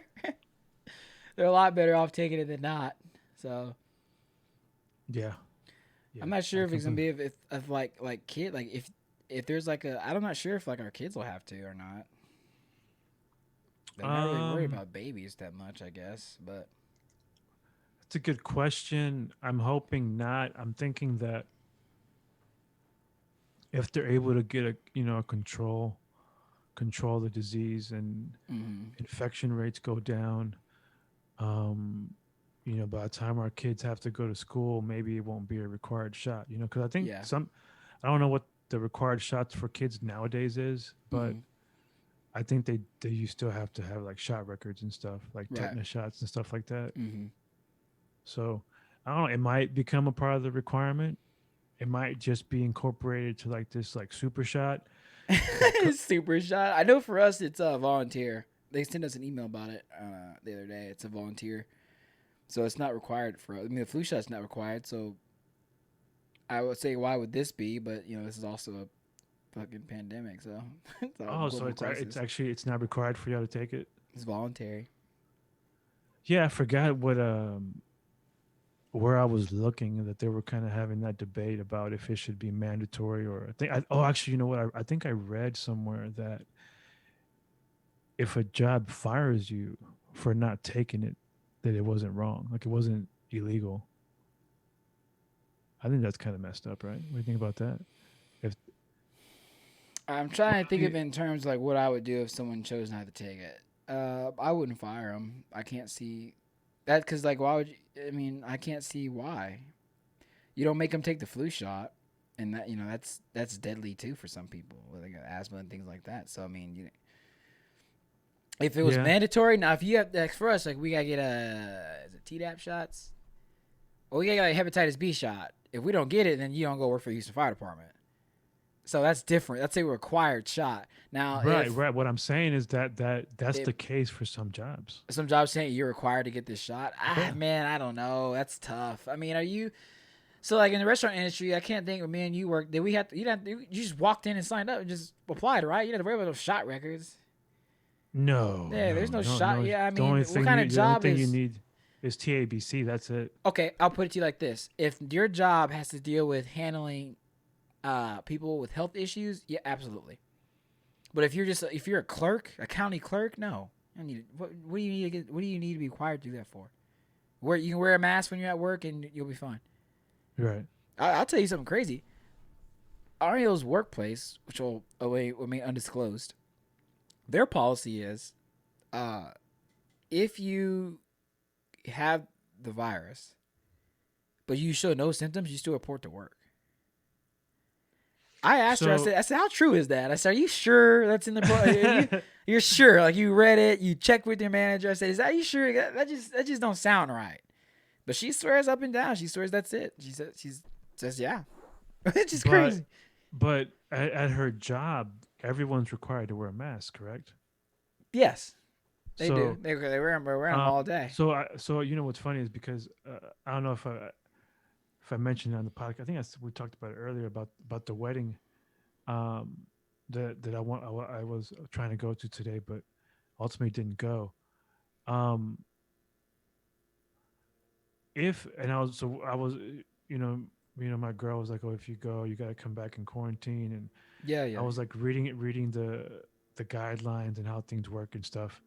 So apparently, if you never display symptoms, then spreading the virus is like a lot more difficult. Like it's very, very low that you're going to spread it because Yeah. I don't know the technical scientific way, but I Yeah, just me know that neither. it makes sense, right? Because if you're not showing the symptoms, then probably the virus hasn't reproduced a lot inside of you, Right, so right. you can't really just spread it as easily. You still Agreed. Yeah. can, You still can, yeah. but it's not. And because they maintain these very high safety protocols where she works at, they feel like, well, even though they got it, but because they don't have symptoms, Mm. they don't have it. It's not strong inside of them, making them not as strong to spread it. Then, as long as everyone's following the protocol, things should be fine. I could Man, kind of and I'm just not knowledgeable enough to like know if that's true or not. You kind of just got to go with what they say on that. You know, that's like one of those things where you got to trust the word. But it makes sense, right? Like you said, like if you're not showing, if you don't, you might not have enough of it in you well, to. I got there have been experiments done on this, Mm. and it's called the NFL. So Yeah, I told my girl, I was like, because she was like, yeah, you're gonna have to isolate inside the house for 2 weeks, and I was like, I pulled out the NFL protocol. I was like, look, the NFL protocol, oh this god. this this dude, and it's actually the NFL protocol is actually modeled after the CDC, so it's not Yeah, I like mean, I heard that. I heard so that they consulted so a bunch of different folk. a player has COVID, right? Hmm. But he has shown no symptoms, so he can't. He has to stay at home. Hmm. He gets tested. Well, obviously they know he has COVID because they get tested all the time. So Hmm. then you get retested 5 days later, and Right. if you have not shown any symptoms, then by the seventh day you're good to go. They throw you back in there Yeah. with everybody, and there has not been any outbreak. Like so, any player who has got COVID and quarantine because they usually don't show symptoms, and 7 days later they go back, they don't spread it.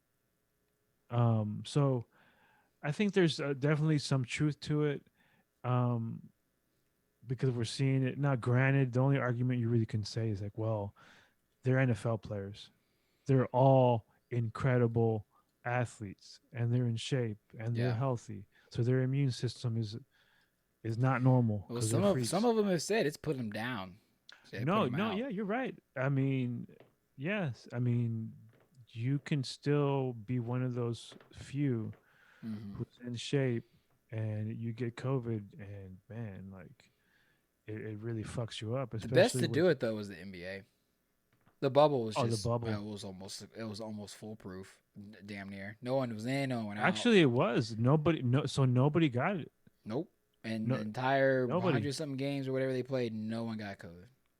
Mm-mm. So I They mean, did they did the bubble. The only thing I'm not sure of, I'm almost certain that like people like the ball boy or like the referees or like I'm almost certain the reporters they didn't live in the bubble, but because the people I like don't they know. I think everybody was there um because well I it mean was like a hotel that, and they could only like shuttle them. I no, can't no, think. right. That's the players because the players are the Oh ones yeah, that are maintaining that level of contact. yeah, You had your guys like the announcer guys that were doing the play by play on TNT. right. They're like in those little glass boots. Mm-hmm. They're not even having contact with each other. They're No, separated. So I'm assuming they get to go home. right.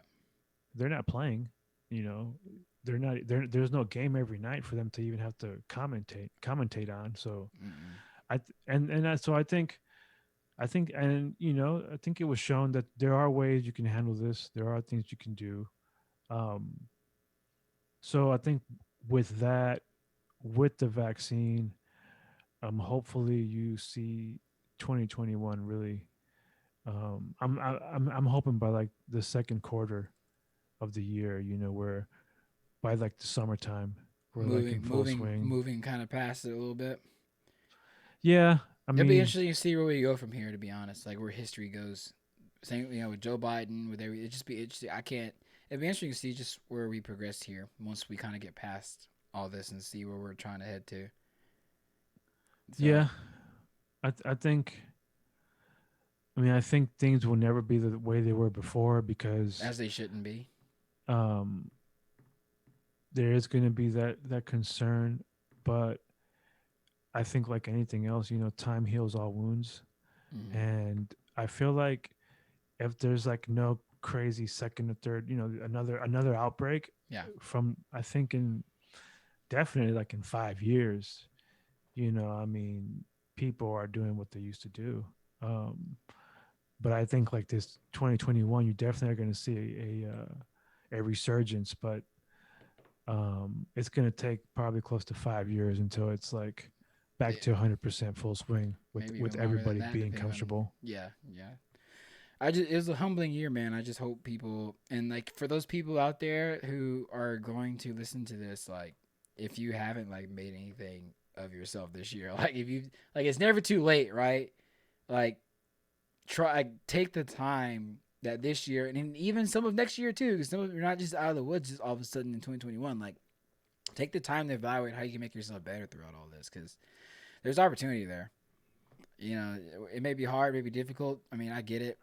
Like you, Vic, you've done so much throughout this time. I learned how to build a whole computer on my own, how to broadcast, how to edit video, how to do Photoshop, Adobe, like hundreds of hours, probably not hundreds, 90 hours of like YouTube tutorials to Oh, like learn I'm how to do I'm all this stuff. You know, like, I'm hundreds of not gonna minutes. lie.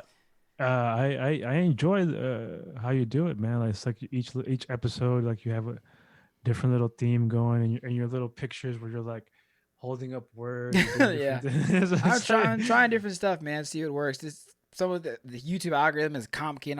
To be honest, man, some stuff I worry about, some stuff I don't. I try to come up with a title that will bring people in. That's not clickbait.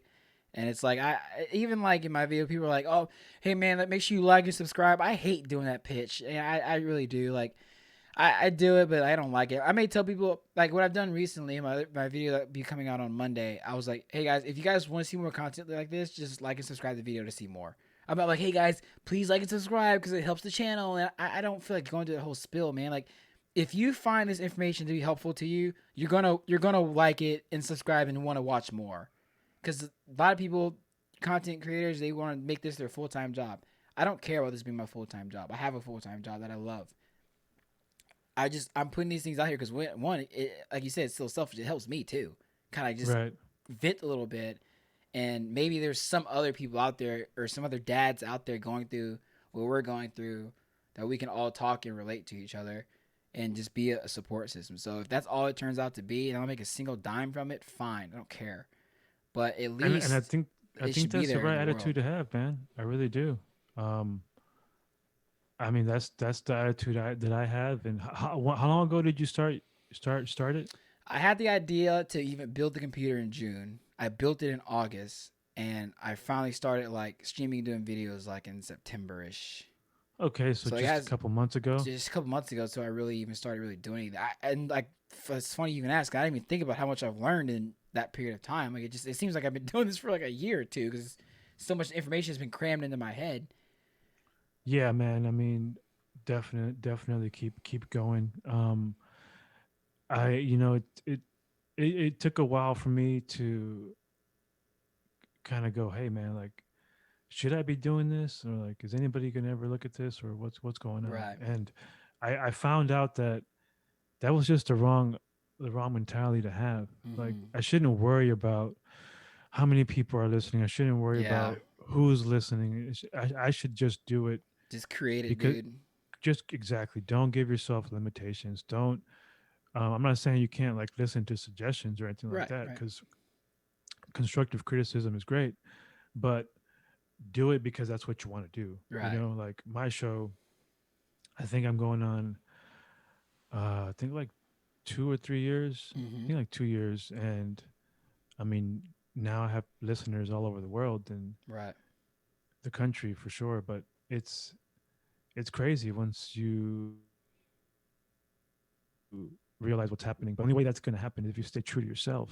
Mm-hmm. You know, trying to change things up because somebody doesn't like it or because that's what everybody else is doing. Man, Mm-hmm. forget that. Do what you want to do. Mm-hmm. Build what you want, and they will come. It will come, and You it's good know? that you acknowledge the fact that like, because I've done that too. Like when I've streamed before, you don't want to, but you look at the numbers, you see who's there, Hmm. and I hated that. So I tried to figure out how to turn off the because I didn't care. I don't want to see the view count. I knew is I and I think maybe you told me this before, but I knew that as long as I make the production a little bit better than the previous production, it'll get to where I want it to be. And like I play games on a widescreen monitor. I do everything on an ultra wide. And I had a hard time trying to get it to cooperate with OBS because it's a 21 by 9 aspect ratio as opposed to a 16 by 9, which is like the general screen size ratio for everything, right? And I just Right. so happened to find this guy on Reddit. I just happened to just message him, and he messaged me back and taught me how to like make the settings work, so I can also enjoy my experience and create a different kind of experience for the viewer. And it's just it gets goes. To my brother buddy was like, "Oh man, you're gonna have to like change it. You may have to just go back to this monitor." I'm like, man, I don't want to do. That. I don't feel right doing that. And it's just that's another message that me and Vic like put into the world, and that we've always told each other, man. Is if it's your baby, people are gonna like it, and people are not gonna like it. They're gonna talk shit whether you have 2 million viewers like Joe Rogan. People talk shit about Joe Rogan all the time. All the time, people talk shit about Joe Rogan. They call him Hey man, racist. They call him everything else. And say I'm man, you know what's funny is like I mean, you know how much I love my boy Joe. yeah, I yeah, I mean, know. he's the one that inspired me to do the podcast in the first place. Mm-hmm. Um, and I hear it all the time All the because time. I mean, it's kind of my fault why my friends or my girl gives me shit about it is because I mean I've listened to damn near every episode he has. Mm-hmm. So like a lot of when I'm talking about, I'll be like, hey, you know what Joe said, or you know who Joe had on the show. Mm-hmm. Um, so I guess she's probably just tired of it, or maybe my friends are tired of hearing about it. But I mean, it's crazy because it wasn't always like that with Joe, and I Yeah. think ever since it's ever since he got that fat ass deal with Spotify, ever since he got that, it was Probably like has I more think, listeners. It's like a new audience, and maybe I don't know. it's you got more haters now because because he's just got this more exposure. Yeah, You yeah, know, people before didn't know who he was, so you really can't dislike something you don't know anything about. yeah. So then when they start learning about him, due to the fact that whatever platform they use and maybe they're a little bit more conservative, Mm-hmm. they hear clips of him. They Right. don't ever they don't ever like listen to an episode of him, Mm-hmm. a whole, because they're long, They usually are 2 3 hours 2 or 3 long, hours long, easily. and it's easier to just go to YouTube and just click on A clip. a clip that he Those said. 10 minute the JRE the Joe Rogan Experience clips. There's a clips Yeah, YouTube page. and a lot of those people have agendas, right? They either if they don't like him, they're gonna post clips and Mm-hmm. cut him and edit them the way they want to make him look like he is a racist or hates women or Right. hates gay people, whatever. When in reality, none of that is true. Yeah, I mean, and then like you I've call it the elephant in the room. What is it really? People don't like when people have more than they do either. They're envious, they're jealous, and everybody is subject to those emotions. I have felt that way. I have seen somebody with like the success that I like to get to. I'd be like, man, fuck, they have that. What's important when you have those feelings is one, acknowledge the fact that you have that feeling because it's normally not that person's fault. It's yours. And the way I do it is I'm like, okay, Clayton, why do you feel this way about that person? What are you not doing in your daily routine that's making you feel like you have less? And so then I take that step back, I correct it. So whether it's maybe I didn't work out that day, I'm like, okay, I need to go work out. So I make sure I know that I'm moving myself forward, and that it instantly rectifies those feelings, and it allows me to give the gift of gratitude to that person instead, and say, damn, how can I create something like that that's my own? Not how can I be the next, not how can I be the next XYZ. How can I be the next XYZ and it be me? Because it's not going to be them. And that's how I go about rectifying those feelings. Yeah, I mean, there's definitely a lot of people like that, but I don't really associate with too many people like that. Like I think most of the people um, that I associate with that talk down on him is usually because, like we were saying, they don't do the research, and that Mm-hmm. goes back to like what most people do. I mean, I'm not gonna say I guess I can say I've been guilty of it. I think I've saw something that kind of fit my narrative, and then I Yeah. quickly was like, "Oh, look, I told you," and then it turns out that wasn't even true. Yeah, no So shit. we've all been guilty of it, right? Yeah, So yeah, absolutely. I just think it's important that I mean, especially like if it's somebody you love or you're close to, and you're like, oh no, you shouldn't listen. Oh, he's stupid or blah blah. Like I have a firm I I believe very firmly that 5 years from now, 10 years from now, I mean, like Joe Rogan's gonna be like just be like a great example of because even though he wasn't the first podcaster, he's not the last podcaster. Right. He's the one everyone references, right? Whenever Right. you say podcast and you think it's It's Joe Rogan, immediately Joe Rogan. Yeah. and You could argue he's the he face of podcasting. he has inspired so many people. I mean, this guy I heard a episode with him the other early a couple of days ago, and they were saying like, hey, like without getting into too many of the numbers, but like, can you talk about a little bit like since you went to Spotify, like how many did Spotify give you the numbers? He's like, well, I'll just say this: every month, hundreds of millions of views. Every month, Mm-hmm. hundreds of millions, Yeah. and it this man like it's one thing for a show to be built upon um sex or to be built upon violence or to be built upon whatever. Mm-hmm. This man literally built this show about what he thought was the truth Mm-hmm. and his opinion about his life, like with no influence whatsoever Yeah. from corporate America. Like that is so rare. Can you name me somebody else who literally created their own platform, their own show that has no affiliation with anything else other than Not off the himself? top of my head, no, I can't. Maybe I says maybe mean, besides maybe Dante Nero, but then I that dude, he has maybe, but I on the level of Joe Rogan and how he does it, no, there's not anybody I can think of. I'm sure there's somebody listening to this that's gonna be like, oh yeah, yeah, Aaron John. I don't know, but I mean, another person that you might be able to point to, if you really think about it, is someone like Howard Stern. Like oh he yeah, how could yeah, that's radio casting too. it But is, still, but it opened the door what's the though.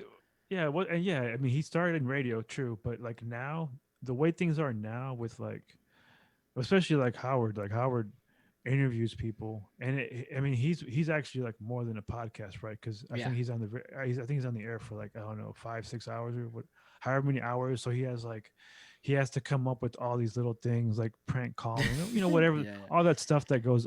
And So it's he like and he more. you can find his content too in like other places too. Oh yeah, oh yeah. My buddy Eddie brought up a good Joe Budden. That's actually another good example. Joe Budden's a good example as well. But they asked him like what do you think is the reason like your show is so successful, and he Hmm. says it's because there's no bullshit.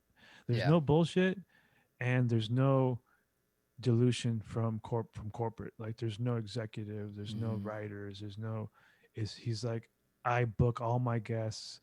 And he's like, what's funny, if you think about what I love about Joe is he has his guest list is crazy. I mean, you'll literally have Kanye West Oh yeah, Kanye followed West, by some Dave economist, Chappelle, some but economists. What's his name? astrophysicist, Jordan Peterson, one of my favorite Jordan people to listen to. Peterson, some FBI guy, CIA guy, a Yeah, freaking Snowden was psychologist, on there, and Snowden, I was like, wasn't he? I was like, wasn't he in Russia or like arrested? I was like, yeah, how did he get Snowden? Mike Tyson, Yeah, dude, that's crazy people UFC on there. fighters, comedians. Like it's It's a beautiful it's thing. it's a beautiful and he says, look, like I just like talking. Like Hmm. I just talk to people about things that I find interesting. Right. And that's literally, I was like, you know what? I don't need to create anything uh with this structure. Like just do that. Oh, Alex And Jones. That was somebody in the comments. Just Eddie just said that in the comments. Alex Jones is another one. oh, okay, you got people live right now. I can't see that, but that's cool. Hmm. Um yeah, man, like and I think when even so all those haters, They talk down on them, and at the end of the day, they're just going to have to admit, like, hey, even though you don't have to like what he says. I don't No. agree with everything he says. That's Right. not the point. No. The point is that he built this without the influence that most Mm-hmm. media is corrupted with. Like Right. it's hard for people to even believe any source you give them because of the dilution, because of the constant garbage that is being portrayed as news. Yeah. And for someone to be able to succeed in that market by creating like this own niche, it's amazing, in my Mm. opinion. And yeah, Well, so it's I a think, product of what happens when you stay true to what you want to do. yeah, absolutely. I mean, at the end of the day, as long as you're not doing pure evil, You're um, doing better than most. yeah, you just Yeah. need to follow what makes you happy, man. Because even though I don't like all the BS that's out there, like I remember my girl showed me this video of like people eating, but like it was like a zoomed in view of their mouth, but like the audio was like really really loud and Oh, like detailed, so you could hear like every little crunch and like, and so there was like chicks, like hot chicks that would eat and record, you're and talking that about was ASMR, yeah, I audio mean, audio sensory motor response. yeah, and I was like, Yeah. this has millions of what? Millions of you, dude. People What? just want to hit. So I mean, It's crazy, dog. It's crazy, and a am lot of I hot gonna? chicks do it. Yeah, I'm not gonna knock them. No, it works. It's like OnlyFans, right? It's like these chicks who are becoming millionaires on Instagram or OnlyFans or whatever kind of thing you're doing, selling your Yeah, body. Like I'm not gonna knock you. I'm not gonna say I shouldn't be allowed. Like, go ahead, do what you gotta do, but don't act like if it's something that's dude. hard, right? Okay, You bro, found you're exploiting industry, and that's fine. bro. It's Here, I'm gonna legal. ask you. I'm gonna ask you something, dog. It could happen. It's crazy. Let me What if know. you? Ask me. What if your daughter's like, Dad, I want to make an OnlyFans. Oh my god, I never thought about that. You hate to hear it, but those are someone's daughters. That were I some of them mean, were there. Their dads were in their lives, and here they are on OnlyFans. yeah, true. It's tough. Um, It's, that's here, I mean okay. Well, that's here's the thing. I mean, I guess this will probably answer the question. I mean, I don't think porn should be illegal, right? Let's just take it the yeah, yeah. full spectrum. Porn. I don't think Um, prostitution should be illegal. It's because I mean right, right, there you go. So we're on the same page. we're on the So, same page. um, do I want my daughter to do that? No. No, Um, I don't know any. I guess maybe if you are a porn producer, then maybe you would be like, well, I hope one day, my little daughter is a star. But I hope maybe. not. But I don't know. Yeah, I don't want that for my child. But I can honestly say that if she ended up doing that, I mean, I'm not gonna love her any less. yeah, I'm gonna obviously say like, hey, you could have succeeded in this, that, or the other, and but at the end of the day, you can only do so much, right, for right. your child. Because And you push them away from it, it's gonna push them towards it. Here's my preemptive formula for handling a question like that regarding anything, even if she wants to be a lawyer. I would ask her, say, okay, sweetie, what made you want to be that? Where'd you get that from? I would ask those kind of questions. Okay, I got it from so and so, or I saw so and so and said, okay, what do you know about that? And I want her to tell me what she knows about it. I said, okay, have you done? I'd ask her, have you done any research on your own to find out more about it? And she tells me yes or no. Fine. I said, okay, if this is something you're going to do, you need to know the dangers of doing it and what can happen to you if you do it. And you should also know the successes of what can happen to you too. So there's obviously women who have mad success, who've bought their own houses, cash, been able to pay for retire. That you have those things that can happen, but you also have women who have been stalked, abused, assaulted, raped. You have those things. So if you're going to want to go down this path, you need to know that these are things that can happen to you because you are subjecting your body and your person to predatory men and predatory women, both. And you're subjecting yourself to many things. Trafficking is one.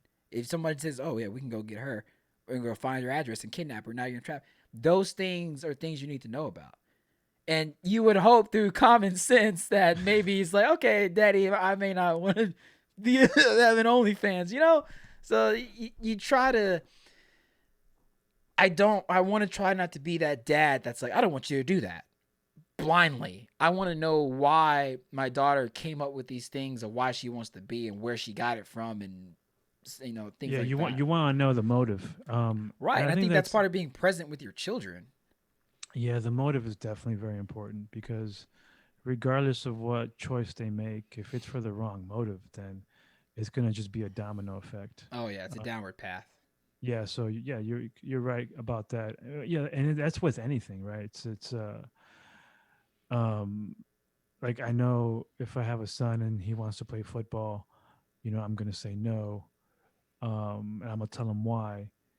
Um, and I think anything that he wants to do, even if I agree with it, let's say he's like, well, I want okay, no football. Well, let me play basketball.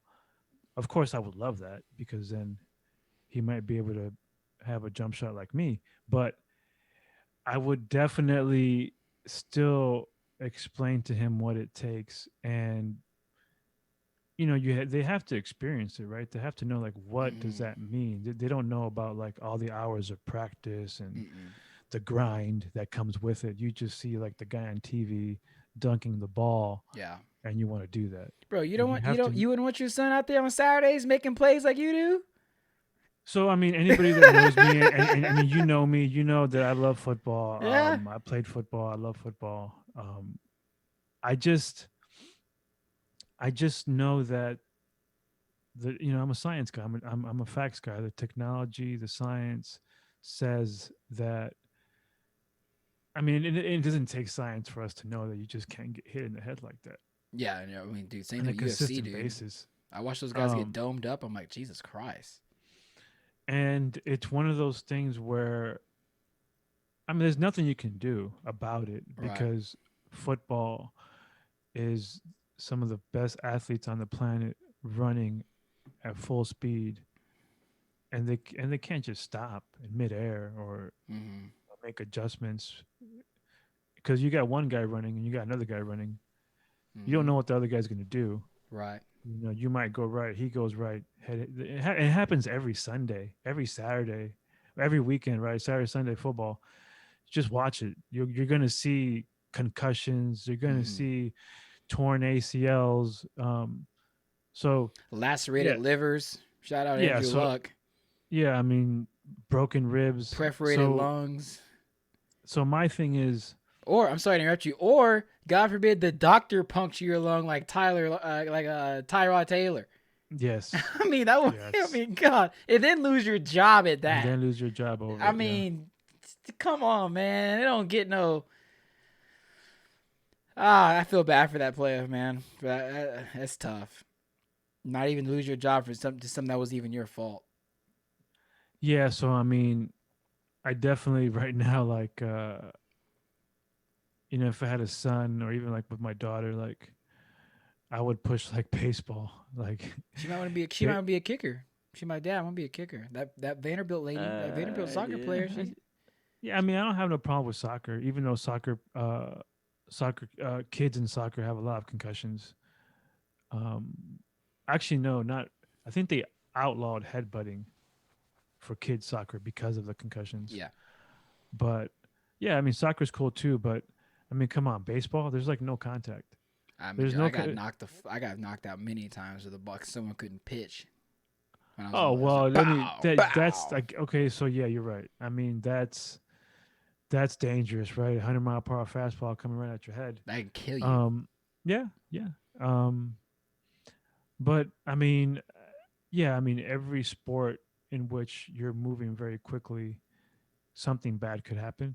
Yeah. But I think you gotta go with the numbers, right? Like in terms of Yeah. injuries, Absolutely. I think baseball's you're the safest. And I Mm-hmm. mean, yeah, you could get hurt, but we gotta go with the numbers, man. Like you just have a higher probability. You get paid less to get hurt more playing football. Yeah.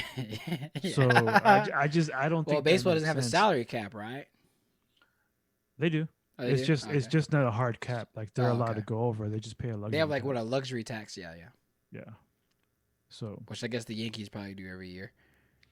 we do, and so and so what? I mean, I mean, we're allowed. I mean, and If you're allowed to everybody do can it, do do it. it. You're playing by the Yeah, rules that are given to you. I ain't mad at it. yeah, yeah. I mean, I've always been a believer. When people say that, like, oh, look at the Yankees, they pay so much. I'm like, look, you wish you had an owner like us for your team that pays.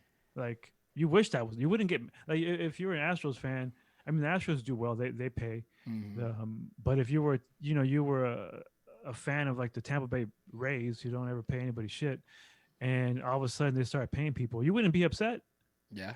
Well, You'd be happy. that's You'd be true. like, oh, now we're doing it right, like the Yankees. Mm-hmm. Doing it right, like the Yankees. But I'm a firm believer that that teams have an advantage because like the Yankees, they make so much money on like merchandising that they have the money to do it. But I'm a firm believer that if I'm for a cap, like put a cap in baseball, I'd be all for that. A hard Mhm. cap and let everybody have to be on the same playing field, I'd have no problem with it. Yeah, that's fair. Um, You gonna have any more kids, man? You gonna um, live for one more? You calling it? I'm about to get a vasectomy. wow. I'm about to get it done. No more. I'm done. This was an experience in my life that I'm good experiencing one time. um, I think we want to have one more, Mm-hmm. but that would definitely be a couple years down the line. Yeah. You definitely want to have them to be kind of young together so they can grow up and play Yeah, and yeah. stuff. I got a And I 45-year-old coworker who just had his first one. oh yeah, I was just about to say I'm not getting any younger. But Yeah, at least like on my end, in terms of like being able to get it done, I can still get it done. Like men have kids, when they're a lot older. It's more women that need to worry about having kids at an older age. 35 is like you're looking at kind of dangerous territory. I think Hey for man, them. my girl's young, so Yeah, I gotta worry about nothing. that's I was true. thinking about it the other day. I was like, when I'm 40, she'll be 29. Oh yeah, there you. Oh yeah, you got time. You got So time. I mean, yeah, I got time, and especially like financially, and just with everything that a baby entails, you want to prepare for the second one, Do you right? You think want people to. think about that? Because I Well, I think some mean, people. I mean, I told Ariel, I was like, you have to also think like, can you? When people you have a second kid, I was like, can we financially afford a second kid? so there's two schools of thought to that. There's the one school that goes, all right, well, let's sit down and let's do the numbers. Okay, we make so and so a month and blah blah blah. Okay, Mm-hmm. and then there's the other school of thought that says, we'll cross that bridge when we get there. Right. And so I feel like that school of thought is more popular. Um, so yeah, that's what happens. Like Yeah. even like in my case, like with this first child, I mean, I don't know about you, but like it wasn't planned, but it wasn't unplanned. You know what I mean? Like Mm-hmm. we obviously weren't taking the proper precautions, Mm-hmm. so we knew the risks. But it wasn't like we were like, oh, we're trying, you know. Yeah, bro. Let me tell you something. When you go to El Tiempo, and you drink enough of them margaritas. Nothing's planned. So I'm assuming that's the case for you, or Oh, I know the exact day. Yeah, yeah. no, I no. But know. what I I'm know. saying is, did y'all speak Oh, about ours was unplanned at all, dude. You gotta remember, I didn't want kids at all, and then exactly? I That's also what. didn't want to get married. But I was now a year ago or a year and a half ago now. I was beginning to be open to the idea of like, all right, if I'm gonna marry someone, I'm gonna stake my claim with this person. This would be the person to stake the claim with because she's an amazing woman. So I need to get my shit together and quit acting like an asshole and like go along with this. And so then obviously that came with, all right, if we have kids, I'm open to it. But I'd be okay if we didn't, but I'm cool if we did. Because I look forward to like, the cool times with the kids, like when they're able to talk to you, interact with you. Right now, we're going through the what is it? The shitty part. Yeah, the shitty part, yeah, the shit part. Dude. People don't tell you about this, dude. They tell you like, oh, you're not gonna sleep. I didn't want to hear all that bullshit. I'm fine not sleeping. Sleep has been the least of my problems it's the getting her to calm down, which has gotten better. Yeah. But the pre, what do they call it, man? 0 3 months, the pre infant stage, I guess. I guess the infant stage, I guess, what I'm trying to say. But after that, it starts to get better. And obviously, it gets better because at some point in time, they're talking like, we're going to brunch and get mimosas. So Yeah. it's not all bad. And but people definitely don't tell you about the psychological effects that it has, and I'm glad that we're here to do that because it sucks. It sucks having a newborn. There's not much fun about it. It's like 40% cool shit and 60% trying to figure out what the problem is. Yeah. Yeah. But I think like you hit on it earlier. Like, I mean, the important thing is like it's only temporary, Yeah, it's only and once temporary. you get past this initial setup, Mm-hmm. it becomes the greatest thing ever. Yeah, Um, but like you said, you gotta go through the mud, man, before you gotta go get through the to mud. yeah. Like one buddy said, one buddy I saw a guy. He said, "Man, I'm really going through it." I said, keep going, then." Yeah. keep on, well, don't stop. Keep going through it. And it's like, and my either future prospective dads out there or dads listening, like, don't wait to be involved with your kids. Like some dads, I think like, oh, when they get older, I can't wait to teach them stuff. No, it starts now. It starts now being present in their lives by being there physically, whether that's changing the diaper, whether that's bottle feeding in the middle of the night, whatever it is for you to put hands on that baby and just be around. Tummy time is another great way to spend time with your kids. Start doing that now so that way when it is time to talk to them and give them verbal counsel, you already have certain other elements established already, and it's not like you're trying to make a fresh connection with your child. Yeah, no, I agree. I definitely try to get in some time daily with my daughter. It's tough sometimes. Sometimes I'll come home and they might not be there because she has to go somewhere with her or whatever. But yeah, I mean, I think that's very important. Like you said, you don't want to have to rely on trying to catch up, right? Right. You want to go ahead and if you have the opportunity to put in that time Mm-hmm. because it's not going to be easy, No. especially in the beginning. But it'll get easier for you, and I think that feeling will be a lot more rewarding later on. Were you in the room when Luna came out? Yes. So did you get like that overwhelming like dad sensation or whatever they talk about like Oh yeah, some I cried. did you I cried. really? Yeah, I cried the first time I held her. Oh, when you held it, Um, dude. I'll let you tell me about your experience. Then I'll tell you about mine. yeah, I mean, I was there. It was funny because initially we had like a tripod, and I was like, "What do you think they're just gonna let you set this shit up?" And they, of course, they're like, "Take that down," and then they were like, "Yeah, we don't allow recordings," and That's and funny. she was like, "No, no, we're not gonna record. We're just gonna do FaceTime." Which in FaceTime you can do screen recording. Yeah. So so like I was still taping it with the phone for a little bit of it. Hmm. But yeah, I mean, I mean it's definitely what, it's gushy and like kind of gross looking when I it thought you about to happens. do it right now. I thought you about to. I thought you about to do it. I was like reliving the whole But thing, huh? I mean, but I've seen the movies Yeah. and I don't have a weak stomach, so it didn't really freak me out or anything. And then Right. it comes out, it's crying. You cut the umbilical cord, and they clean the baby up, and Right.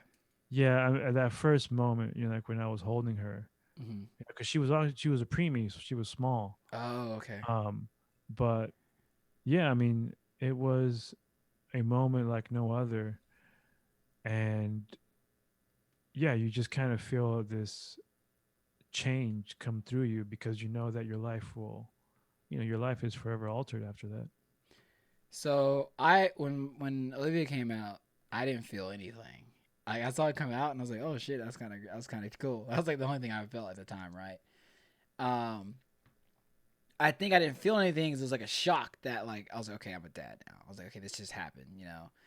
I probably didn't feel anything until probably this week. And when I say feel anything, as far as like that like glorious moment of like I'm a dad. I felt it when we did tummy time, and she like lifted up her head and she like smiled. That's when I felt it. I was like, okay, I'm a father, you know. Because I told Ariel, I said, feels like we're just babysitting this child, right? Because we're not really. All she's doing is sleeping and eating. That first Yeah. week and a half, that's all she was doing. She wasn't doing anything. Well, day 4, actually, she tried to pick her head up, which was like a little too soon for you to start trying to do that. But I'm with you. You're ambitious. I can work with that. But Yeah. it wasn't until this past week where I have like whenever she's up and she's not feeding, I try to do something with her to learn.